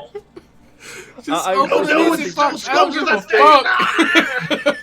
Did you say to her, They I'm just destroyed the really- wrong thing. They destroyed all the statues and not the sculptures. No.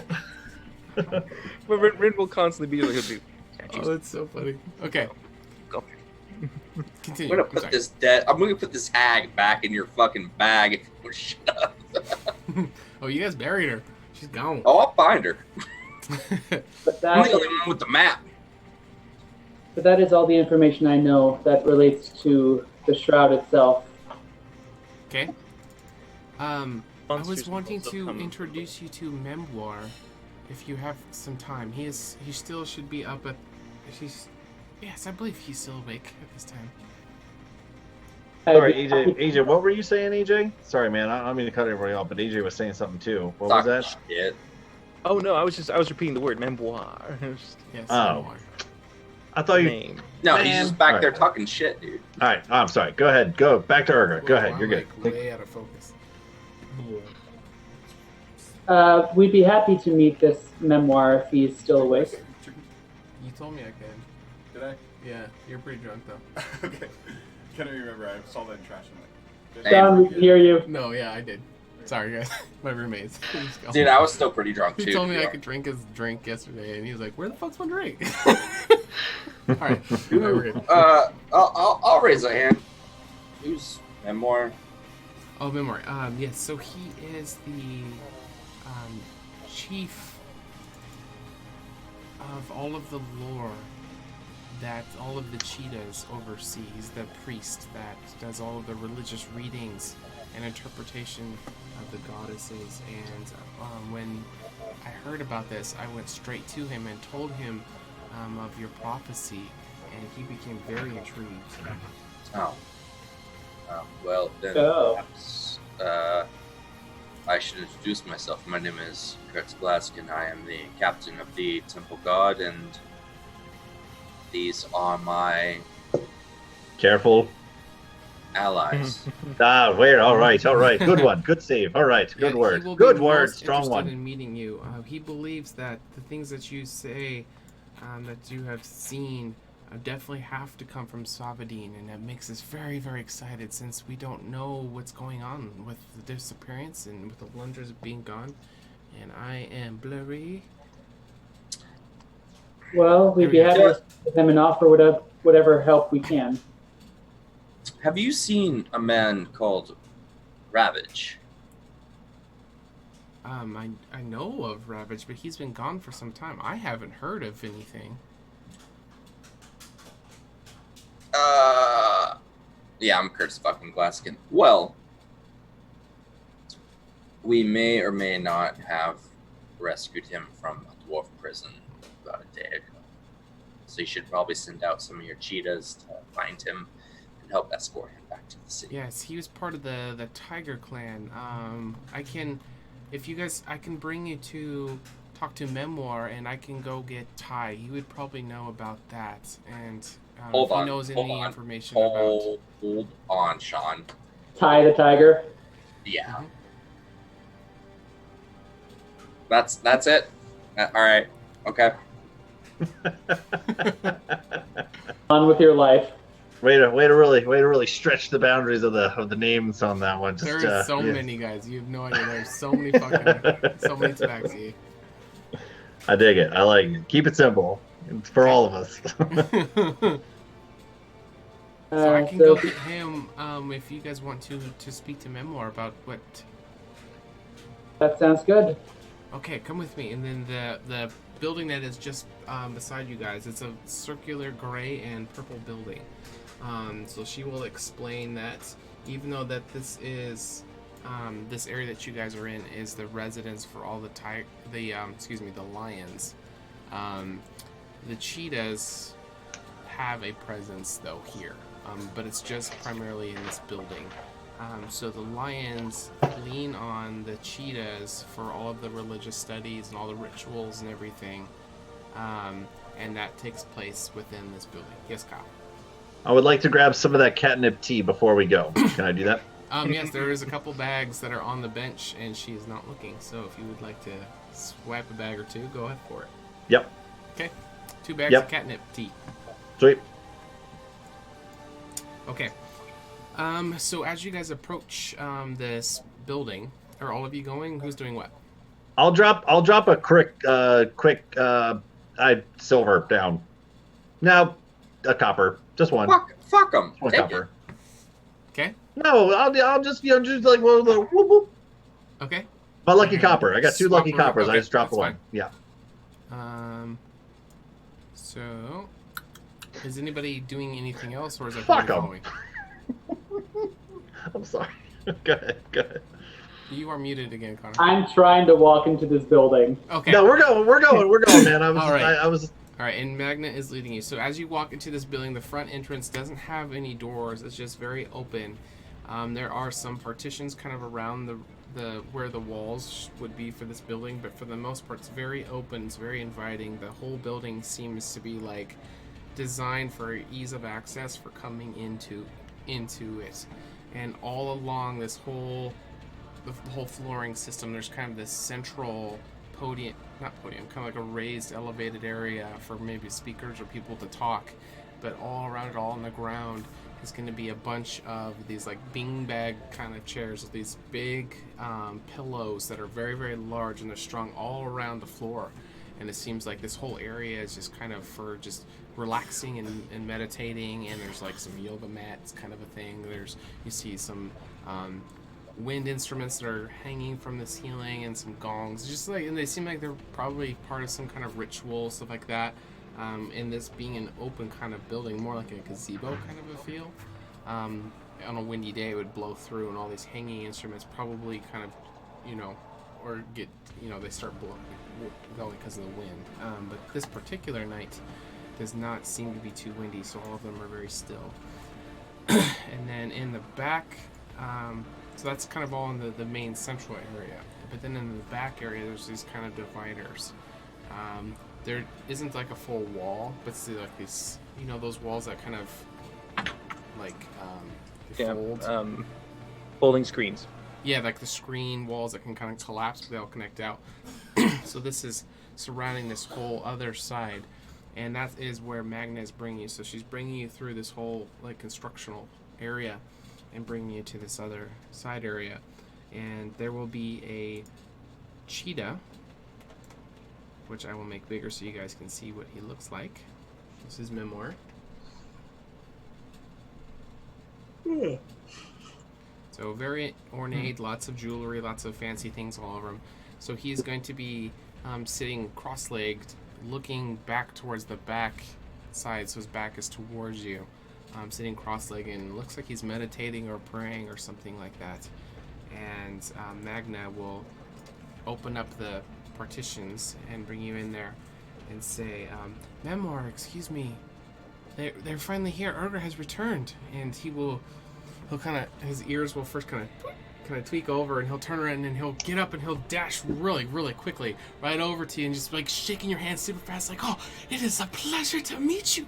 God, please tell us what is all this about? We heard that you had a prophecy to share with us, and it came true. Yes. Is it from Salvadine? Please, you must tell us. We're on a mission from God. And it kind of like ears are just peeked right towards you, like just super excited that you're there. So, pleasure to meet you. My name is Ergra. And you can kind of see his tail just kind of flicking and whipping in the air behind while he's listening. Oh, wow, that has a mind of its own. All right. So, as I said, I was telling Magda, I've only had a few visions involving the Shroud. Myself and my 3 companions here, this is Finley Shenanigans, this is Rin and Ran, and this is the captain of the Temple Guard, Kurtz Glaskin. And he's still like shaking your hand very quickly while he's listening, just very, very excited, yeah. I have to hold the space bar, Sean. We were chosen by all 3 of the goddesses and were charged with pursuing the goals of Alundra, as she is no longer able to pursue them herself. Do you know where she is? Where can we hear from her? What happened to the goddesses? Please tell me everything you know. And then Magna will kind of like, Memoir, calm down, please. Everyone, please take a seat. And she will kind of usher. And there's more of these beanbag chairs that are all around in this inner chamber. And she's kind of like, signaling for you guys to just take a load off and relax. I'll lean over to Magna. Have you tried giving him any of this tea? My God. She'll kind of whisper, all the cheetahs are like this. Okay. Well, as I was telling Magna as she settles down, I've only had one other vision aside from the lights, and that is involving the next year's lunar festival. That apparently the Shroud will have some trouble with some, looking over at Rin, sculptures. Statues. I think there were statues, Ergra. Ignore the armored man. Which one is it? It's very important to know. No, I was kidding. At this point, Magna will kind of excuse herself, and she will go off to try to find Ty. As you guys can kind of do whatever you want inside of this indoor chamber. Oh boy, one sec. Announcement on the ship. Is that the overboard. sound? Iceberg. AJ, be safe. He's by Greece. Global climate change. All right, let's get back to that. All right, so, what are you guys wanting to do while you're in? Are you going to be sitting? Are you going to be walking around? What do you guys want to do? I'll follow Magma, or whatever the hell her name is. Magna. Okay. She's going to be heading towards the south. Yeah, you can choose to follow her. I don't care about this guy. Okay, yep, she will be starting to walk that direction, and she will not mind the company if you want to go with her. Yeah. Dilly. I'll just sort of bow and say, if you don't mind, I will accompany you, my lady. Yes, this is fine. Come with me. It should not take more than a few moments. Clank, clank, clank, clank, clank, clank, clank. Oh, because you're in your full armor set. Yeah. Okay. All right. So Ergra, Rin, and Finley are still in this chamber. All right. Take it away. While we're chilling here, Finley Shenanigans is gonna take this moment to kind of really take in the ambiance of this place. And you said there was kind of some instruments, lying over here, lying over there. There's people chilling on pillows. People are like, no, there's not. There's nobody in here currently, but there are pillows for people to relax in. Yes. Cool.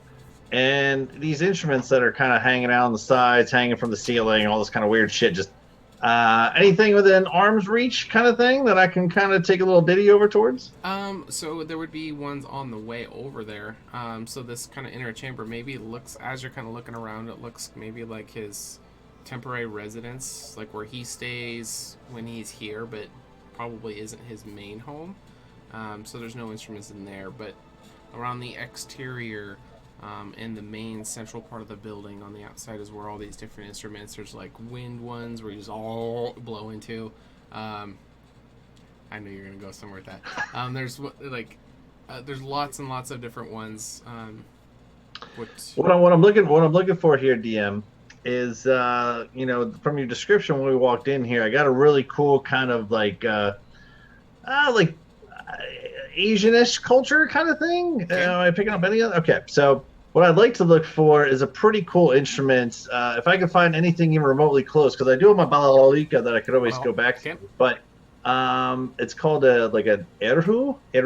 It's kind of like a violin goes like this, but they almost kind of play it almost like a guitar, like this. Yeah, almost cello-y, but it's like in between there, and it has a really cool sound to it. I'm gonna try to just kind of. I'm not gonna. Urgo's kind of taking the lead on all this, and then Kurt's so I'm just gonna kind of just chill out and just Sure, absolutely. That's some ambiance tunage. I'm gonna set some background music while we're. And even if it's audible, which it would be, Memoir doesn't seem to react to it. So you get the total vibes of this place is just being like just lax. Like people come here to hang out and to meditate and just whatever they need to do to connect with their god. Which since you all mentioned of them him here, it's going to be Savadine, but that's the whole point here is to just commune and fellowship. Since you mentioned him being the lore master, is there any documents or paperwork that are scattered around that Rin could have been casually walking over, kind of like looking to read? Sure, absolutely not actually. So this area is no formality. It seems like that would actually be odd if you're looking for this is some kind of meeting building. There's no documentation. There seems to be, it's all, you're kind of piecing together things as you're coming in. I think it would dawn on you, Rin, that probably most of the stuff that they do is all oral actually. There is no written thing. It seems oral because the whole setup is all just about people relaxing and listening to somebody who's on the center podium. They're failing. Good try, buddy. That's okay. Good try. I know. I tried. I looked for anything, be it art, paintings, pictures that depict stories, or anything like that, but none. You just gotta draw like Pac-Man eating ghosts. See, it kind of has this kind of vibe. Can you hear this? Barely. I feel like yes. Is that the instrument? Oh, sure.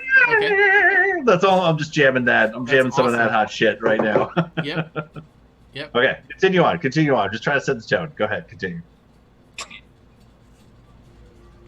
Okay. All right, so that's what Finley's doing. So Rin and Urgra, Rin, you're nosing around trying to find something to no avail, but Urgra, you were there with Memoir. What would you like to do? Well, Memoir, is there anything that has happened to the tribe this week since the lights began? Anything unusual? Actually, there has been some unusual activities. Some of the scouts, and he's kind of referring to cheetahs specifically when he's saying this, just north of the Lion area here, when they were traveling through the forest, there seemed to be some kind of attack or something. I'm not quite sure. A lot of people who came through the forest area, they came back with lots of scrapes and cuts, and they seem to be very, very devastating ones, actually. And it seemed very odd, since people don't normally get those traveling through forest. Were there any fatalities? No, nobody had died from it, but there was an increased number of everybody who traveled through there came through with severe wounds. Where does that path lead to? It's just a common road. It's of no interest. It's strange that this road would be something like that, and it's something we were going to look into in the morning. What kind of area does it pass through? Is it forest? Is it meadow? It's next to forested areas, yeah.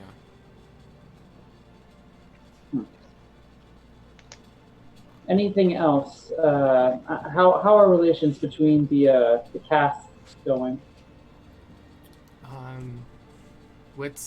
It'd probably be easier for you to tell me what you know about us, and then I can fill in the rest from there. We are a very complicated tribe.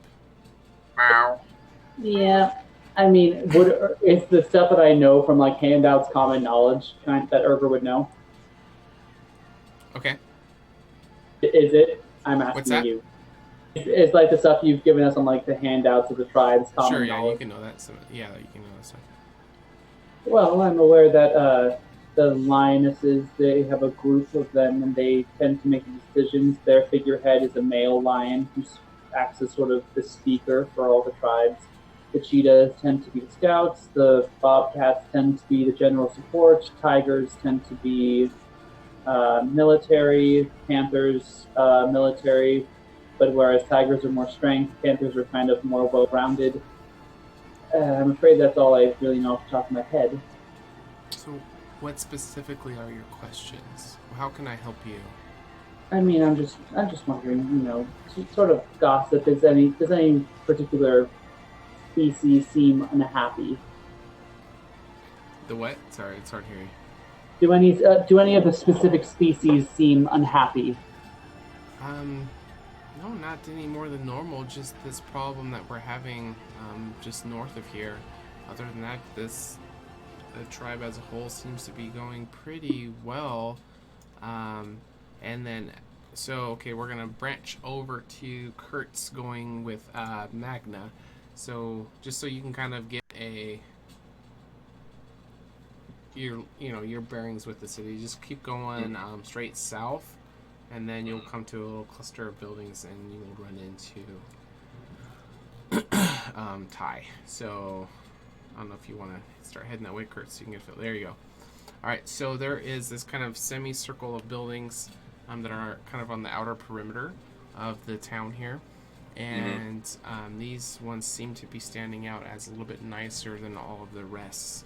And when you come, she'll kind of walk through some of the buildings and come to a meadow that's in the back. And I'll make the token bigger so you can see what he looks like. And I need to adjust. Oh, look at him. He's got a big sword, too. That's He does. And that is going to probably be very exciting for you. He's going to be really excited about seeing your big sword. So his name is Ty. She's going to introduce you to him. But on the way, though, she is going to tell you a little bit about him. She's going to tell you that he is the personal guard for Fire's wives. He has multiple wives. So he holds a very important personal role because he protects those closest to the leader. And are you one of Fire's wives, my lady? Oh, heavens, no. Well, I cannot imagine why. I couldn't count myself to be blessed enough to be, having that honor. Let's see. So she will explain that he lives in the square building here, amongst the other 5. So there's 5 other buildings in this section here.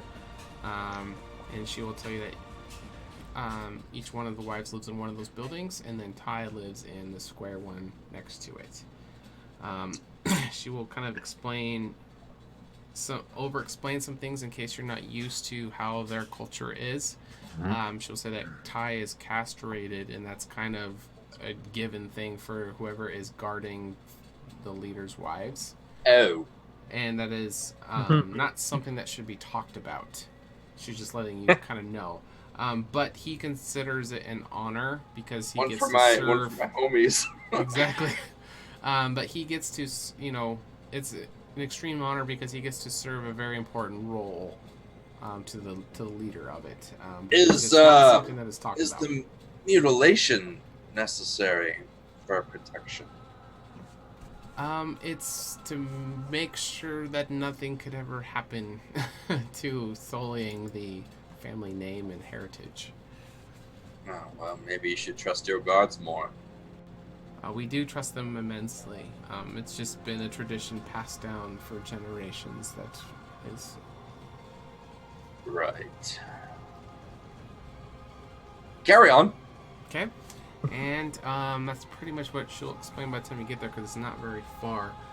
So she will introduce you to him, and he will be clutching the large sword over his shoulder, and he's kind of staring up at the night sky, and he's, very much in sentry mode. Just being aware of the surroundings, watching the houses and stuff like that. But seems to be enjoying the crisp, cold night air and the dancing aurora lights that are up in the sky. And so Magna will say that she has somebody to introduce, and he won't really turn around, but he kind of nods in acknowledgement. And she will ask for your name again because she forgot. My name is Kurt Glaskin, and where I come from, we acknowledge another warrior's presence. Ty. And when he hears that kind of commanding tone, he will kind of turn, and he will. How is your sword on your person right now?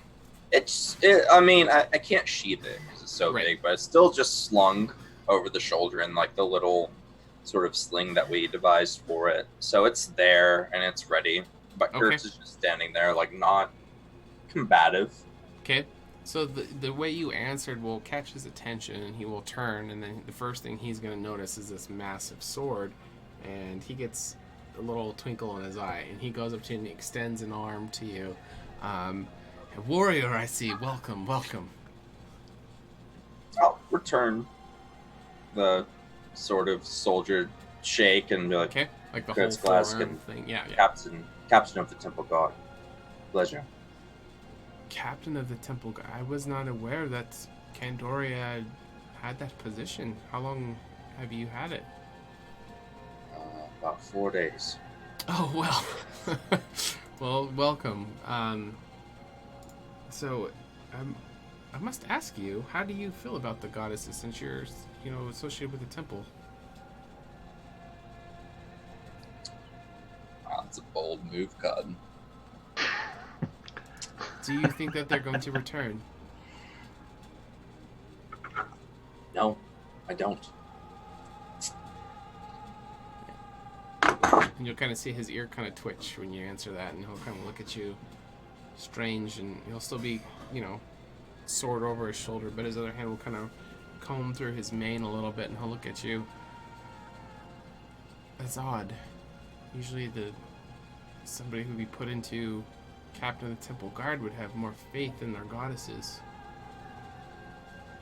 My faith lies with the people of this land and in the spirits of this land, not with the sisters who abandon their people. The fact that I am the blade of the temple is because I am loyal and capable, much like yourself. But if what Memoir says is true, the friend that you came spoke prophecy about the goddesses, and they're going to return, hopefully, very soon. Have you not heard the news yet? You guys gotta stop leaving me without a chaperone. Well, in their defense, you kind of did just leave. I wasn't like hiding it. I'm in a giant fucking 300-pound suit of armor. In my defense, I was in the zone trying to get like some new cord. I was doing shit. I was busy. I think blame falls on Rin on this one. I was gonna say we should probably blame the Maybe. They're not coming back. And he'll kind of like chuckle, laugh, like as if you're joking. I'll just look at him, and like Heart of Darkness, just like not intimidatingly, just like dead serious, like, no, Ty, they're not coming back. It's just us now. Right. And he'll just be very, very confused, and you'll kind of see it, kind of the twinkle that was in his eye kind of just fade from his expression, and he'll look at you like, no. This can't be true. You're free to believe whatever you want. But if you believe that me and my friends and my allies are messengers of the gods, then I will tell you now that the goddesses will not hear your prayers for at least 20 years.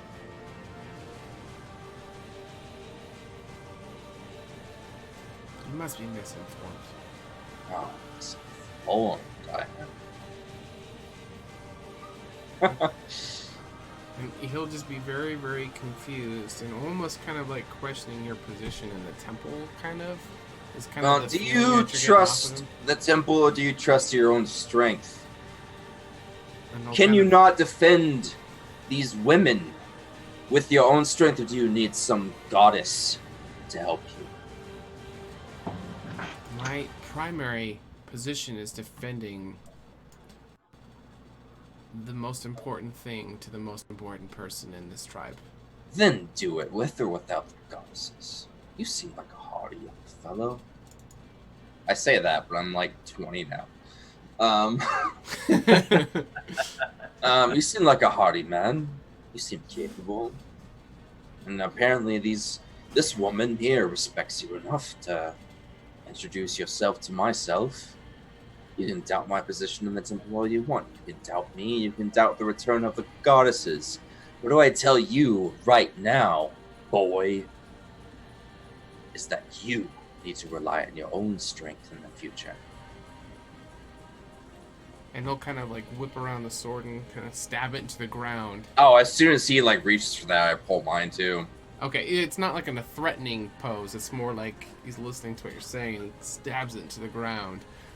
And he'll kind of bend over and grab some dirt. He's going to rub it into his paws, and it's going to kind of be chunky. You know, like if a human doing it, it'd be kind of smooth. Yeah. But in a lion, it's going to be very, like, not cool at all. But he'll kind of like that, and he's going to lean his arms over the long handle of his sword. I admire your choice of weaponry. And would it be fair to say that you're skilled with this sword?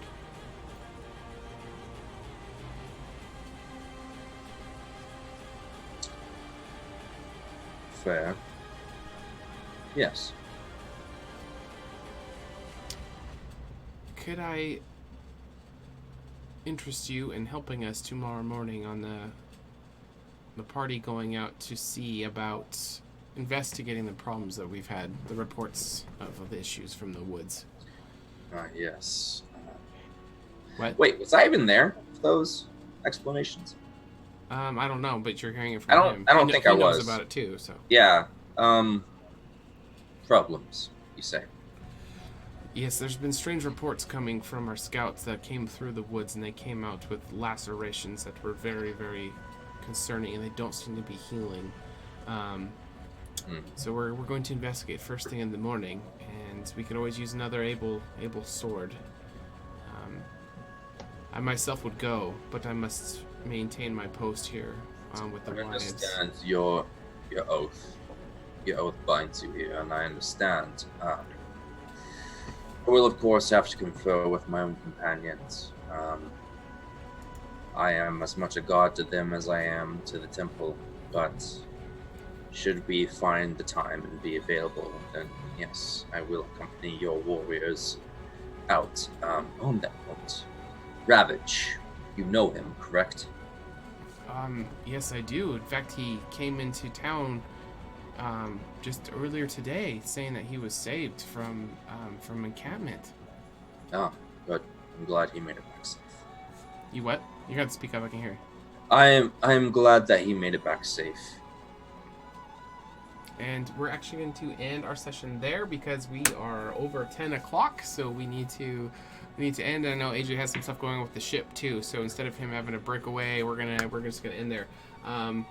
So we will pick up next week. So we play every Tuesday at 6:30 p.m. Pacific, and we go till about 10 or 10:30, depending on the night. AJ is traveling, so we're gonna try to accommodate him. We thank everybody for being a part of our game, where we will play next week.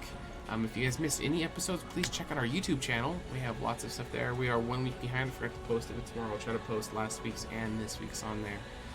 Feel free to join our Discord. We have a lot of people in our community who are there from all the different shows on our channel. We like to just get together, talk D&D, and just get to know each other and just live life together. We also have a really fun role-playing game in the chat. While you guys are watching any of these shows, you are accumulating HotA points, which you guys can use to interact with our show and help these players out. So you guys can buy inspiration points, health potions, a bunch of cool stuff. So you guys can get to be a part of that. Let's see what else. Sundays we have AJ, who is the DM for that one. So you want to plug that real quick? Yeah, super quick. I do that at 6:30 p.m. Pacific Standard Time, and it is ages past what I will DM, and I have 4 lucky players, one of which I share here, which is Connor. And of course, anytime you spend with us, you accumulate HotA points, which you can use to influence the game to buy inspiration for them. So it's a win-win all around. Hope to see you there this Sunday. Awesome. Got that down. You got And that then- down so freaking pat, dude. It's Yeah, he's done dirty. it enough times. Self-plugging. And then Mondays we have Chubby Kobold Gaming, who came and they merged with our channel, so now they are going to be taking up the Monday slot. Kobold. They got what's that? I said Kobold Army, man. Oh yeah. So you make sure you check them out on Mondays. Then we're on Tuesdays. This is HotA Horsemen of the Apocalypse Season 1. Wednesdays, we finally picked our players. Tomorrow we're going to be doing character creation for that. So lots of exciting stuff. Hopefully in about a month or so, they're going to be kicking that off. So be looking for that. So that's going to be on Wednesdays. And then we have some stuff coming on Fridays. It's going to be called Side Quests. So we got some girls from the Open for Adventure, or sister channel. They're going to be doing some stuff on Friday, so be looking for all that stuff. But we are out for the night, guys. Sorry we can't hang out longer. Tonight's a little bit shorter, but at least we got to be here for you guys. So if you have any questions for us, find us in the Discord and shoot them in the general chat, and we'll try to answer it. But we will see you guys next week. Thanks for joining us. Bye. Can't wait to see me get my ass beat by a tabaxi. Yeah. Night, everybody. Bye.